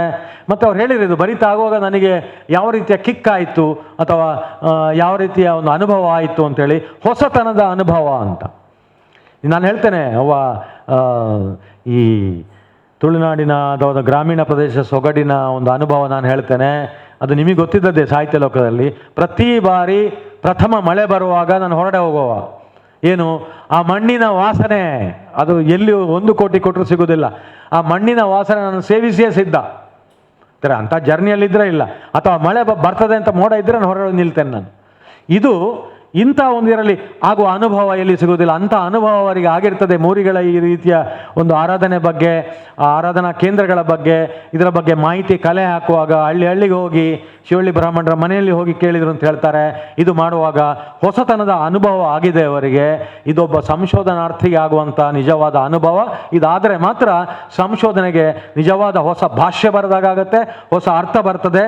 ಇತರರಿಗೆ ನಾವು ಪ್ರೇರಣೆ ಕೊಡಲಿಕ್ಕೆ ಆದರ್ಶಪ್ರಾಯರಾಗ್ತೇವೆ ಅಂತ ಹೇಳುವಂಥದ್ದು ನಾವು ಮನಗಾಣ್ತೇವೆ. ಅವರದೇ ಮಾತಲ್ಲಿ ನಾನು ಹೇಳುವಾಗ ಅಲ್ಲಿ ಇರ್ತದೆ, ಇದು ಪರಿಪೂರ್ಣವಾದ ಶೋಧನೆ ಎಲ್ಲ ಅಂತ ಹೇಳುವಂಥದ್ದು. ಹೇಳಬೇಕಾದ್ರೆ ಎದೆಗಾರಿಕೆ ಬೇಕಾಗತ್ತೆ. ಹೆಚ್ಚಿನವರು ನಾನು ಮಾಡಿದ್ದೇನೆ, ಸಂಶೋಧನೆ ಮಾಡಿದ್ದೇನೆ ಅಂತ ಹೇಳುವಂಥದ್ದು, ತನ್ನನ್ನು ತಾನು ಹೊಗಳಿಕೊಳ್ಳುವಂಥ ಒಂದು ಕನಿಷ್ಠ ಪ್ರಮಾಣದ ವ್ಯಕ್ತಿತ್ವ ಇರುವುದನ್ನು ನಾನು ಮನಗಂಡಿದ್ದೇನೆ. ಇಲ್ಲಿ ನಾವು ಬೇರೆ ರೀತಿಯ ವ್ಯಕ್ತಿತ್ವವನ್ನು ಕಾಣ್ತೇವೆ. ಪರಿಪೂರ್ಣವಾದ ಶೋಧನೆ ಎಲ್ಲ ಅಂತ ಒಪ್ಪಿಕೊಳ್ಳುವಂಥ ಸೌಜನ್ಯ ಇದೆ ಅಂತ ಹೇಳಿದರೆ, ಆ ಸೌಜನ್ಯಕ್ಕಿಂತ ಹೆಚ್ಚು ನಾನು ಗೌರವಿಸುವುದು ಅಹಂಕಾರ ಇಲ್ಲಂದು. ಕೋವಿಡ್-19 ಮಹಾಮಾರಿ ಸಂದರ್ಭದಲ್ಲಿ ನನಗೆ ಅನೇಕ ಬಾರಿ ಕಂಡದ್ದು ಏನು ಅಂತಂದರೆ, ನಾನು ಒಂದು 0 ಅಂತ, ನಾನೇನೂ ಇಲ್ಲ ಅಂತ ಹೊಗಳ್ತಾರೆ ಜನ, ನಂದಲ್ಲ ಅಂತ. ನಾವು ಯಾವಾಗಲೂ ಇನ್ನೊಬ್ಬರಿಗೋಸ್ಕರ ಬದುಕಿದರೆ ಮಾತ್ರ ಕೃತಾರ್ಥರಾಗ್ತೇವೆ ನಾವು. ಹಾಗೆ ಈ ಕೃತಿಯಿಂದ ಅವರಿಗೆ ಕೊಡೋ ಸಂತೋಷಕ್ಕಿಂತ ಇತರರು ಓದಿದರೆ ಅದು ಓದಿಸ್ತಾ ಹೋಗ್ತದೆ. ನಾವು ನಿಜವಾಗಿ ಒಂದು ಸಂತೋಷ ಪಡ್ತೇವೆ. ಇಲ್ಲಿ ಶೋಧನೆ ಇನ್ನೂ ಆಗಬೇಕು, ಖಂಡಿತ, ಹೌದು, ಒಪ್ಪಿಕೊಳ್ತೇನೆ. ಪ್ರತಿ ಬಾರಿ ಒಂದು ಹೆಜ್ಜೆ ಮುಂದೆ ಅಂತ ಹೇಳುವಂಥ ಮಂತ್ರ ಪಠಿಸಬೇಕು ಯಾರು? ಸಂಶೋಧನಾರ್ಥಿ. ನಾನು ಇವತ್ತು ಕೂಡ ವಿದ್ಯಾರ್ಥಿಯಾಗಿಯೇ ನನ್ನನ್ನು ಅರ್ಥ ಮಾಡಿಕೊಳ್ತೇನೆ, ಇನ್ನೂ ನಾನು ಮಾಡಬೇಕು ಅಂತ ಹೇಳುವಂಥದ್ದು. ಆ ಹಂಬಲ ಬೇಕು, ಆ ತುಡಿತ ನಮ್ಮಲ್ಲಿದ್ದಾಗ ಮಾತ್ರ ಹೊಸತನದ ಅನುಭವ ಜೊತೆಗೆ ಹೊಸತನದ ಕೃತಿ ಬೆಳಕು ಕಾಣಲಿಕ್ಕೆ ಸಾಧ್ಯ. ಅದು 10ನೇ ಕೃತಿ ಅಂತ ಸಂಭ್ರಮಿಸಿದ್ರು ಅವರು. ಖಂಡಿತ ನಿಮ್ಮ 10ನೇ ಕೃತಿಯಲ್ಲ, 100ನೇ ಕೃತಿ ಕೂಡ ಬರಲಿ. ನಾನು ಕುಲಪತಿಯಾಗಿ ಇರಲಿಕ್ಕಿಲ್ಲ, ಬದುಕಿದ್ರೆ ಖಂಡಿತ ಆ ಕೃತಿ ಲೋಕಾರ್ಪಣೆ ಆಗುವ ನಾನು ಕೂಡ ಒಂದು ಕಡೆ ಬರ್ತೇನೆ ನಾನು ಅಂತ ಹೇಳುವಂಥದ್ದು. ಯಾಕಂದರೆ ಅವರಿಗೆ ಆ ತಾಕತ್ತಿದೆ, ಸಾಮರ್ಥ್ಯ ಇದೆ, ಇಚ್ಛಾಶಕ್ತಿ ಇದೆ, ಕೌಶಲ ಇದೆ, ಮತ್ತು ಅವಕಾಶಗಳ ಸದ್ಬಳಕೆ ಮಾಡಿಕೊಳ್ಳುವಂಥ ಚಾಕಚಕ್ಯತೆ ಅವರಿಗಿದೆ, ಮತ್ತು ಇಂಥನ್ನು ಮುನ್ನಡೆಸಿಕೊಳ್ಳುವಂಥ ಹೋಗುವಂಥ ನೈತಿಕ ಮೌಲ್ಯಗಳನ್ನು ಕೂಡ ಅವರು ಇದು ಮಾಡ್ತಾರೆ. ಹಾಗೆ ಇದನ್ನು ಓದ್ತಾ ಹೋದಾಗೆ ನನಗೆ ಕಾಣುವಂಥದ್ದು, ಕುಲಸಚಿವರು ಹೇಳಿದರು, ಹೊಸ ಮಡಿಕೆ ಮನೆಯೊಳಗೆ ತರಬಾರದು ಅಂತ. ನನ್ನ ಅಜ್ಜಿ ನನಗೆ, ಯಾಕಂದರೆ ಕುಂಬಾರರು ಮನೆಗೆ ಬರ್ತಾರೆ, ಮನೆಗೆ ಬರುವಾಗ ಅವರು ಒಳಗಡೆ ಯಾವುದೋ ಕೆಲಸದಲ್ಲಿ ಇರ್ತಾರೆ, ನಾನೇ ಅವನನ್ನು ಮಾತಾಡಿಸಿ, ನಿಕ್ಕು ಆತು ಕೊರ್ರನಡ ದುಡ್ಡಿಜ್ಜಿ ನಿಕ್ಕು ರಡ್ಡು ಪಾವು ಅರಿಗೊರಪೆ ಒಂಜಿ ಕರದಿಲ್ಲ ಎಂಕ ಯಾವು ಅಂತ ಹೇಳುವಂಥದ್ದು. ಆಗ ಅಜ್ಜಿ ಡೈರು ಪೋದಕ್ಕೆ ಏನ್ಲೇ ಒಳಾಯಿ ಒಂಜಿ ಕರ ಮಾತ್ರ ದೆತ್ತೊಂಡು ಬರ ಇರು ಹೇಳುವಂಥದ್ದು. ಆಗ ಅಜ್ಜಿ ಬರ್ತಾರೆ, ಅವರು ಆಗ ಹೆಚ್ಚು ಹೇಳೋದಿಲ್ಲ, 2 ಮಡಿಕೆ ತಗೊಳ್ತಾರೆ, ಒಂದು ದೊಡ್ಡದು ಒಂದು ಚಿಕ್ಕದು. ಆ ನಂತರ ನನಗೆ ಅಜ್ಜಿ ಎಲ್ಲಿ ಕೇಳ್ತೇನೆ, ಒಂದು ಸಾಕಿತ್ತಲ್ಲ, ನೀವು ಹೇಳ್ತಿರಲ್ಲ ಆದಷ್ಟು ನಮ್ಮಲ್ಲಿ ಇದೆ, ಇದನ್ನು ಯಾಕೆ ಅಂತ. ಆಗ ನನಗೆ ಅಜ್ಜಿ ಹೇಳಿದ್ದೇನೆ ಅಂತ ಹೇಳಿದ್ರೆ, ನೋಡು ಪುಳ್ಳಿ, ಮಡಿಕೆ ಹೊಸ್ತು ಯಾವಾಗಲೂ ಒಂದು ತಗೊಳ್ಬಾರ್ದು, ಆಮೇಲೆ ಒಂದನ್ನು ಕೂಡಲೇ ಒಳಗಡೆ ತರಬಾರ್ದು, ಹೊರಗಡೆ ಇಡಬೇಕು ಅಂತ. ಮತ್ತೆ ಅಜ್ಜ ಹೇಳಿದ್ರು ನನಗೆ, ಹೊಸ ಮಡಿಕೆ ನಾವು ತಗೊಳ್ಳುವಂಥದ್ದು ಯಾವಾಗಲೂ ಮೇಲೆ ಹೋದಾಗ, ನಮ್ಗೆ ಗೊತ್ತಲ್ಲ, ಅಂತ್ಯ ಸಂಸ್ಕಾರ ಮಾಡುವಾಗ ನೀರು ಇಟ್ಕೊಂಡು ನಾವು ಹೋಗಿ ಅದಕ್ಕೆ ಪುರೋಹಿತರು ಒಂದು ಕಲ್ಲಲ್ಲಿ ತೂತು ಮಾಡ್ತಾರೆ, ಆಮೇಲೆ ಅದನ್ನು ಹೀಗೆ ಹಾಕೋದು, ಹಿಂದೆ ತಿರುಗಿ ನೋಡಬಾರ್ದು ಅಂತ, ಮತ್ತು ಹಾಗೆ ಹೋಗಬೇಕು ಅಂತ ಹೇಳುವಂಥದ್ದು. ಯಾಕಂದ್ರೆ ನನ್ನ ತಂದೆ ತಾಯಿ ಸಂಸ್ಕಾರ ನಾನು ಮಾಡಿದವ, ಆ ರೀತಿ ಹೊಡೆದ ಅನುಭವ, ಅದನ್ನು ಮಾಡಿದ್ದು ಈ ಕಾರಣಕ್ಕೆ ಆ ಮಡಿಕೆ ತರಬಾರದು ಅಂತ. ಇಲ್ಲಿ ಮೂರಿಗಳು ಬರುವಾಗ ಆ ಮಡಕೆ ಅಲ್ಲ ಅಂತ. ಇದು ಪವಿತ್ರವಾದ, ಪೂಜಿಸುವಾದಂಥ, ದೈವತ್ವವನ್ನು ಕಾಣುವಂಥ ಮಡಿಕೆ ಇದು. ಸೊ ಇಲ್ಲಿ ಆ ರೀತಿಯ ಒಂದು ಇದನ್ನು, ಯಾಕಂದರೆ ಕುಲಸಚಿವರು ಕೂಡ ಹೇಳಿದ ಮಾತಲ್ಲಿ ನಾವು ಅರ್ಥ ಮಾಡ್ಕೊಳ್ಬೇಕು, ಇಂಥದ್ದು ನಾವು ಮೆಲುಕು ಹಾಕಬೇಕು, ಇಂಥದ್ದು ಬಗ್ಗೆ ನಾವು ಮಾಹಿತಿ ಕಲೆ ಹಾಕಬೇಕು ಅಂತ ಹೇಳೋದು ಪ್ರತಿಯೊಬ್ಬರಲ್ಲಿ ಕೂಡ ಇದೆ. ಇನ್ನೂ ತಿಳ್ಕೊಳ್ಳುವ ಅಂತ ನನ್ನ ಪ್ರಕಾರ ರಿಸರ್ಚ್ ಅಂತ ಹೇಳಿದ್ರೆ knowing more and more about the less and less of those things that matter ಅಂತ ಹೇಳ್ತಾನೆ. ದೊಡ್ಡದನ್ನೇ ಬರೆಯೋದಲ್ಲ, ಅದನ್ನು ಇಡೀ ಬಟ್ಟಿ ಇಳಿಸಿ ಇಳಿಸಿ ಇಳಿಸಿ ಇಳಿಸಿ ಅದು ಕ್ಷೀರ ಆಗಬೇಕದು, ಇಳಿಸಿ ಇಳಿಸಿ ಇಳಿಸಿ ಇಳಿಸಿ ಇಳಿಸಿ ಆಗಿ ಹಾಲನ್ನು ಬತ್ತಿಸಿ ಬತ್ತಿಸಿ ಕೊನೆಗೆ ಆಗ್ತದಲ್ಲ ಅದನ್ನು ಪುನಃ ಬಿಡಿಸಿ ಬಿಡಿಸಿ ಬಿಡಿಸಿ ಹೋಗುವಂಥದ್ದು ಸಂಶೋಧನೆ ಆಗ್ತದೆ. ಸೊ ಈ ರೀತಿಯಲ್ಲಿ ಇದು ಭಾಳ ನೋಡುವಾಗ ಮೂರಿ ಅಂತ ಹೇಳಿದ್ರೆ ಒಂದು ಅರ್ಥದಲ್ಲಿ ಕನ್ನಡದಲ್ಲಿ ಕೋಣ ಅಂತಿದಂತೆ. ಈ ಮೂರಿಗೂ ಮತ್ತು ಆ ಕೋಣಕ್ಕೂ ಸಂಬಂಧ ಇದೆಯೋ? ಇರಲಿಕ್ಕಿಲ್ಲ, ಬಟ್ ಅದಿರ್ತದೆ. ತುಳು ನಿಘಂಟನ್ನು ತಗೊಂಡು ಹೇಳ್ತಾರೆ ಮೂರಿ ಅಂತ ಹೇಳಿದರೆ ಮಣ್ಣಿನ ಸಣ್ಣ ಪಾತ್ರೆ. ಹೌದು, ತುಳುನಾಡಿನ ಒಬ್ಬ ವ್ಯಕ್ತಿಯಾಗಿ ನಾವು ಅದನ್ನು ಹೇಳೋದು ಮೂರಿಗಿಂಡಿಯೇ, ಅದು ಮೂರಿಗಿಂಡಿಯೇ, ಅದು ಬೇರೆ ಅಲ್ಲ. ಸೊ ಅದನ್ನು ನಾವು ಹೇಳ್ತೇವೆ. ಸೊ ಪ್ರೊಫೆಸರ್ ಬಿ ಎ ರೇಖರೆಯ ಮುನ್ನುಡಿಗಳನ್ನು ನಾನು ಓದಿದೆ. ಅವರು ಅದರಲ್ಲಿ ಹೇಳ್ತಾರೆ, ಮಡಿಕೆಗಳ ಆರಾಧನೆ, ದೈವತ್ವವನ್ನು ಕಾಣುವಂಥದ್ದು, ಇದು ನಿಜವಾದಂಥ ಒಂದು ಸಂಸ್ಕೃತಿ ನಮ್ಮದು ತುಳುನಾಡಿದ್ದು, ಹೆಮ್ಮೆ ಪಡ್ಕೊಳ್ಳುವಂಥದ್ದು. ಸೊ ಅದು ಮಾತ್ರ ಅಲ್ಲ, ಇಲ್ಲಿ ನನಗೆ ಖುಷಿ ಕೊಡುವಂಥದ್ದು 3 ಅಂಶ ಇದನ್ನು ಓದ್ತಾ ಹೋಗುವಾಗ. ಒಂದು, ಕೃಷಿ ಮತ್ತು ತುಳುವ ಸಂಸ್ಕೃತಿಗೆ ನೇರ ಸಂಬಂಧ ಇರುವಂಥದ್ದು ಪ್ರತಿ ಪಾರದಲ್ಲಿ ನಾವು ಕಾಣ್ತೇವೆ. ನಾನೊಬ್ಬ ತುಳುನಾಡಿನವ, ಮತ್ತು ಈ ಮಣ್ಣಿನ ಸಂಸ್ಕೃತಿ, ತುಳುನಾಡಿನ ಸಂಸ್ಕೃತಿ, ಇದರ ಬಗ್ಗೆ ನನ್ನ ನಂಟು ಇರುವಂಥದ್ದನ್ನು ನಾನು ಗಮನಿಸಿದರೆ ಖಂಡಿತ ನೇರ ಸಂಬಂಧ ಉಂಟು. ಹಾಗಾಗಿ ಒಬ್ಬ ತುಳುನಾಡಿನ ಪರಿಚಯ ಇರುವವ, ತುಳುನಾಡಲ್ಲೇ ಹುಟ್ಟಿ ಬೆಳೆದಿರಬೇಕು ಅಂತಿಲ್ಲ, ಅದರ ಪರಿಚಯ ಇರುವಾಗ, ತುಳು ಭಾಷೆ ಬಗ್ಗೆ ನನ್ನಂಥ ಅಭಿಮಾನ ಇರುವವ ಇದನ್ನು ಓದ್ತಾ ಹೋದಾಗೆ ನಾವು ಕನೆಕ್ಟ್ ಮಾಡ್ತೇವೆ. ಈ ಓದುವ ಕನೆಕ್ಟ್ ಮಾಡುವಂಥದ್ದು ಬಹಳ ಮುಖ್ಯ ಆಗುತ್ತೆ ಇಲ್ಲಿ. ಅದು ನನಗೆ ಕೃಷಿ ಮತ್ತು ತುಳು ಸಂಸ್ಕೃತಿಗೆ ನೇರ ಸಂಬಂಧ ಇರುವಂಥ ನಾನು ಗುರುತಿಸಿದ್ದೇನೆ. ನನಗೆ ಭಾಳ ಮನಸ್ಸಿಗೆ ಹಿತ ಕೊಡುವಂಥ ಅನುಭವ ಆದದ್ದು. ಇನ್ನೊಂದು, ಇದೊಂದು ರೀತಿಯ ಕೌತುಕದ ಆರಾಧನೆ. ಇದು ಎಲ್ಲ ಕಡೆ ನೋಡಲಿಕ್ಕೆ ಸಿಗುವುದಿಲ್ಲ. ಈಗಲೂ ಇದು ಅಸ್ತಿತ್ವದಲ್ಲಿದೆ ಅಂತ ಹೇಳಿದರೆ, ಈ ಕಾಲಘಟ್ಟದಲ್ಲಿ ಈಗಲೂ ಇದೆ. ಅದನ್ನು ಹುಡುಕಿ ತೆಗೆದು ಅದರ ಬಗ್ಗೆ ಇಷ್ಟು ಚೆನ್ನಾಗಿ ಒಂದು ಕೃತಿಯನ್ನು ಹೊರಡೆ ತರುವಂಥದ್ದು ಅಂತ ಹೇಳಿದರೆ ಇದು ಭಾಳ ಮೆಚ್ಚುಗೆ ವ್ಯಕ್ತಪಡಿಸೋದು ಮಾತ್ರ ಅಲ್ಲ, ಅನನ್ಯ ಕೊಡುಗೆ. ಇದರೆಲ್ಲ ನಾವೆಲ್ಲ ಫಲಾನುಭವಿಗೆ ಆಗ್ತವೆ ಅಂತ ಹೇಳುವಂಥದ್ದು. ಮತ್ತು ಇನ್ನೊಂದೇನು ಓದ್ತಾ ಹೋದಾಗ ಇಡೀ ತುಳುನಾಡಿನ ಮೂರಿಗಳ ಆರಾಧನಾ ಕೇಂದ್ರಗಳು, ಇದಕ್ಕೆ ಒಂದು ಸಂಸ್ಕೃತಿ ಇರಬಹುದು, ಸಂಸ್ಕಾರ ಇರಬಹುದು, ಇದೆಲ್ಲ ಈ ಜಾನಪದೀಯ ಹಿನ್ನೆಲೆ ಇರಬಹುದು. ಇದನ್ನೆಲ್ಲ ಯೋಚನೆ ಮಾಡಿದರೆ ಇದಕ್ಕೆ ಒಂದು ದೊಡ್ಡ ಪ್ರಾಚೀನ ಹಿನ್ನೆಲೆ ಇದೆ. ಇಲ್ಲಿ ಅವರು ಹೇಳಿದಾಗೆ ದಕ್ಷಿಣ ಕನ್ನಡ, ಸುಳ್ಯ, ಕಾಸರಗೋಡು, ಉಡುಪಿ ಜಿಲ್ಲೆಯಲ್ಲಿ ಇಂಥ ಇದು ಆರಾಧನೆ ಇವತ್ತು ನಮಗೆ ಕಂಡು ಬರುತ್ತೆ ಅಂತ ಹೇಳುವಂಥದ್ದು. ಇಷ್ಟು ಇದರಲ್ಲಿ ನಾನು ಈಗ ಮಾತಾಡ್ತಾ ಹೋದಾಗ ಇನ್ನೂ ನಾನು ಕೆಲವು ಓದಿದ ಅನುಭವ ಹೇಳ್ಬೋದು. ದೊಡ್ಡ ಭಾಷಣ ಮಾಡಲಿಕ್ಕೆ ಹೋಗೋದಿಲ್ಲ, ಯಾಕಂದರೆ ನಾನು ಈಗ ನಮ್ಮ ವಿದ್ಯಾರ್ಥಿ ಕ್ಷೇಮಪಾಲನೆಯಿಂದ 11 ಗಂಟೆಗೆ ಮೀಟಿಂಗ್ ಇದೆ, ಅಲ್ಲಿವರೆಗೆ ಹೇಳ್ಕೊಂಡು ಹೋಗುವಂತಲೇ ಹೋದದ್ದು. ಯಾಕೆ ಓದಿದ್ದು ನನಗೆ ಲಾಭ ಆಗಿದೆ, ಅದು ನಷ್ಟ ಆಗಬಾರ್ದು ಅಂತ ಹೇಳಿದರೆ ನಾನು ಓದಿದ್ದು ನನ್ನ ಒಂದು ಅಲ್ಪಜ್ಞಾನಿಯಾಗಿ ನಾನು ಅರ್ಥ ಮಾಡಿಕೊಂಡದ್ದನ್ನು ವಿದ್ಯಾರ್ಥಿಗಳಿಗೆ ಹೇಳಬೇಕು. ಆದ ಕಾರಣ ಅವರಿಗೆ ಸ್ಫೂರ್ತಿ ಸಿಗ್ತದೆ, ಅವರು ಪುನೊಮ್ಮೆ ಓದ್ತಾರೆ. ಇದು ಓದೋದಿದ್ದರೆ ಒಮ್ಮೆ ಓದಿದರೆ 2ನೇ ಸಲ ಓದಬೇಕು, ನಾನು ಇನ್ನೊಮ್ಮೆ ಓದಬೇಕಿದು. ಯಾಕಂದರೆ ನಂದು ಕೂಡ ಕೆಲವೇನೇನೋ ಕನೆಕ್ಟ್ ಆಗ್ತದೆ. ಸೊ ಅದು ಕನೆಕ್ಟ್ ಆಗಿ ಇನ್ನೊಬ್ಬರಿಗೆ ಹೇಳ್ಬೋದು. ನಾನು ಬರೆಯುವಂಥದ್ದು ಕಷ್ಟ, ಬಟ್ ಬರೆಯುವವರಿಗೆ ಪ್ರೇರಣೆ ನೀಡಬಹುದು ಅಂತ ಹೇಳುವಂಥದ್ದು.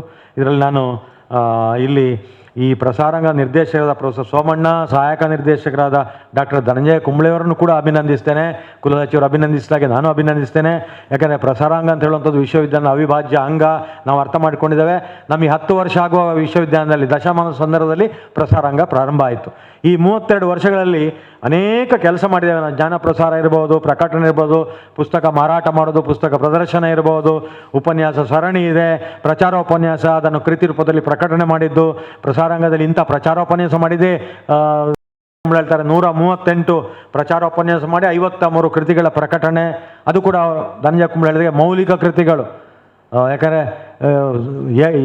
ಕುಲಪತಿ ಹೇಳ್ತಾರೆ, ಕುಲಸಚಿವ ಹೇಳ್ತಾರೆ, ಸೋಮಣ್ಣ ಹೇಳ್ತಾರೆ, ನಾವು ಮಾಡೋದಲ್ಲ. ಒಂದು ಸಮಿತಿ ಇರ್ತದೆ, ಸ್ಕ್ರೀನಿಂಗ್ ಕಮಿಟಿ ಅಂತ ಹೇಳಿದಾಗೆ, ಅವರು ನೋಡಿದು ಪ್ರಸಾರಾಂಗದ ಮೂಲಕ ಪ್ರಕಟಣೆ ಮಾಡಲಿಕ್ಕೆ ಯೋಗ್ಯವಾದ ಕೃತಿ ಅಂತ ಹೇಳಿದ ನಂತರವೇ ನಾವು ಪ್ರಕಟಣೆ ಮಾಡುವಂಥದ್ದು. ಸೊ ಆದ ಕಾರಣ ಯಾವುದೋ ಒಂದು ಇದಕ್ಕೆ ದಾಕ್ಷಿಣ್ಯಕ್ಕೆ ಒಳಗಾಗಿ ನಾವು ಮಾಡ್ತಾ ಇಲ್ಲ, ಆ ರೀತಿಯಲ್ಲಿ ಮಾಡ್ತಾ ಇದ್ದೇವೆ ನಾವು. ಅದಕ್ಕಾಗಿ ಅವರನ್ನು ತುಂಬ ಹೃದಯದಿಂದ ಅಭಿನಂದಿಸ್ತೇನೆ. ಹಾಗಾಗಿ ಇಂಥ ಅನೇಕ ಕೃತಿಗಳು ನಿಮ್ಮ ಕೈಯಿಂದ ಬರಲಿ ಅಂತೇಳಿ ನಾನು ಆಶಿಸ್ತಾ ನಿಮಗೆಲ್ಲರಿಗೂ ಕೂಡ ಅಭಿನಂದನೆಗಳು ಹೇಳ್ತಾ ನನ್ನ ಮಾತುಗಳನ್ನು ಮುಗಿಸ್ತಾ ಎಲ್ಲರಿಗೂ ಶುಭವಾಗಲಿ. ಮೌಲಿಕವಾದ ಅರ್ಥಪೂರ್ಣವಾದ ಮಾತುಗಳೊಂದಿಗೆ ಈ ಸಮಾರಂಭದ ಅಧ್ಯಕ್ಷೀಯ ಮಾತುಗಳನ್ನು ನೀಡಿದ್ದಾರೆ ಕುಲಪತಿಗಳು. ಕೃತಿ ಬಿಡುಗಡೆಯ ಸಂದರ್ಭದಲ್ಲಿ ನಾವು ಕೃತಿಯನ್ನು ಕುರಿತು ಓದಿ ಅದನ್ನು ಪರಿಚಯ ಮಾಡುವ ಒಂದು ಕಾರ್ಯಕ್ರಮವನ್ನು ಪ್ರತ್ಯೇಕ ಇಟ್ಟುಕೊಳ್ಳುವ ಕ್ರಮ ಇದೆ. ಆದರೆ ಇವತ್ತು ಕುಲಪತಿಗಳು ಪೂರ್ಣವಾಗಿ ಈ ಕೃತಿಯನ್ನು ಓದಿ ಅದರ ಒಳಗಿನ ಸತ್ವ ಏನು ಎನ್ನುವುದನ್ನು ಬಹಳ ಮೌಲಿಕವಾಗಿ, ಬಹಳ ವಿವರವಾಗಿ ಅದನ್ನು ಬಿಡಿಸಿಟ್ಟಿದ್ದಾರೆ ನಮ್ಮ ಮುಂದೆ. ಅವರ ಓದಿಗೆ ಮತ್ತು ಅವರ ಪ್ರೀತಿಗೆ ನಮ್ಮ ಹೃತ್ಪೂರ್ವಕವಾದಂಥ ವಂದನೆಗಳನ್ನು ಸಮರ್ಪಿಸ್ತಾ ಇದ್ದೇನೆ. ಹಾಗೆಯೇ ಇವತ್ತು ನಮ್ಮ ಈ ಕಾರ್ಯಕ್ರಮದಲ್ಲಿ ಕಾರ್ಯದೊತ್ತಡ ಇದ್ದಾಗಲೂ ಕೂಡ ನಮ್ಮ ಕುಲಸಚಿವರಾದ ಡಾಕ್ಟರ್ ಕಿಶೋರ್ ಕುಮಾರ್ CK ಅವರು ಆಗಮಿಸಿ ಮೌಲಿಕವಾದ ಮಾತುಗಳನ್ನು ನೀಡಿದ್ದಾರೆ. ಅವರ ಪ್ರೀತಿಗೂ ಕೂಡ ಅತ್ಯಂತ ಗೌರವದ ವಂದನೆಗಳನ್ನು ಸಮರ್ಪಿಸ್ತೇನೆ. ಪ್ರಸಾರಾಂಗದ ನಿರ್ದೇಶಕರಾದ ಹಾಗೂ ಕನ್ನಡ SVP ಕನ್ನಡ ಅಧ್ಯಯನ ಸಂಸ್ಥೆಯ ಅಧ್ಯಕ್ಷರು ಆಗಿರುವ ಪ್ರೊಫೆಸರ್ ಸೋಮಣ್ಣ ಹೊಂಗಳಿ ಅವರು, ನಾವು ಜೊತೆಗೆ ಪ್ರಸಾರಾಂಗದ ಎಲ್ಲ ಕೆಲಸ ಕಾರ್ಯಗಳು ಅವ್ರು ಬಂದ ಮೇಲೆ ಹೊಸ ಒಂದು ಕ್ರಿಯಾಶೀಲತೆ ಪ್ರಸಾರಾಂಗಕ್ಕೆ ಪ್ರಾಪ್ತ ಆಗಿದೆ. ಅವರನ್ನು ಕೂಡ ನಾನು ಹೃತ್ಪೂರ್ವಕವಾಗಿ ವಂದಿಸ್ತಾ ಇದ್ದೇನೆ. ಈ ಕೃತಿ ಭಾಳ ಅಮೂಲ್ಯವಾದ ಕೃತಿ ಅಂತ ಈಗಾಗಲೇ ತಮಗೆಲ್ಲ ಗೊತ್ತಾಗಿದೆ. ಭಾಳ ಅಪರೂಪದ ಒಂದು ವಿಷಯವನ್ನು ಎತ್ತಿಕೊಂಡು ಹೀಗೊಂದು ಸಂಶೋಧನಾಸಕ್ತಿಯಿಂದ ಕಳೆದ 2-3 ವರ್ಷಗಳಿಂದ ಅದರ ಹಿಂದೆ ಬಿದ್ದು ಕೆಲಸ ಮಾಡಿರುವ ಲೇಖಕಿ ರಾಜಶ್ರೀ ಟಿ ರೈ ಪೆರ್ಲಾ ಅವರು ತಮ್ಮ ಮಾತುಗಳನ್ನಾಡಿದ್ದಾರೆ. ಅವರು ಈ ಕೃತಿಯನ್ನು ಪ್ರಸಾರಾಂಗದ ಮೂಲಕ ಪ್ರಕಟಿಸುವುದಕ್ಕೆ ಅನುವು ಮಾಡಿಕೊಟ್ಟದ್ದಕ್ಕೆ ನಮಗೆ ಸಂತೋಷ ಆಗಿದೆ. ಅವರಿಗೆ ಪ್ರೀತಿಯ ವಂದನೆಗಳನ್ನು ಸಮರ್ಪಿಸ್ತಾ ಇದ್ದೇನೆ. ಹಾಗೆಯೇ ಅವರ ಜೊತೆಗೆ ಕಲಾ ಪೋಷಕರು ಮತ್ತು ಉದ್ಯಮಿಗಳಾಗಿರುವ ತಾರನಾಥ್ ರೈಗಳು ಬಂದಿದ್ದಾರೆ. ಮತ್ತು ಎಳೆಯ ಸನ್ನಿಧಿ ಈಗಾಗಲೇ ತಾನು ಇಂಗ್ಲೀಷ್ನಲ್ಲಿ ಕನ್ನಡದಲ್ಲಿ ಕೃತಿಗಳನ್ನು ಪ್ರಕಟಿಸಿರುವ ಭಾಳ ಒಳ್ಳೆಯ ಓದು ಉಳ್ಳ ಒಬ್ಬಳು ವಿದ್ಯಾರ್ಥಿನಿ. ಈಗ 2nd PUC ಓದ್ತಾ ಇದ್ದಾಳೆ, ಸನ್ನಿಧಿ ಟಿ ರೈ ಅಂತ. ಆಳ್ವಾಸ್ ವಿದ್ಯಾರ್ಥಿ ಸಿರಿಯ ಅಧ್ಯಕ್ಷತೆಯಿಂದ ಸಹಿತ ಅನೇಕ ಗೌರವಗಳು ಅವಳಿಗೆ ಪ್ರಾಪ್ತ ಆಗಿವೆ. ಅಂತ ಎಳೆಯ ಸಿರಿ, ಬೆಳೆಯುವ ಸಿರಿ ಸನ್ನಿಧಿ ಇದ್ದಾಳೆ. ಅವಳಿಗೂ ಮತ್ತು ಮಗ, ಲೇಖಕಿಯವರ ಮಗ ಬಂದಿದ್ದಾನೆ, ಅವನಿಗೂ.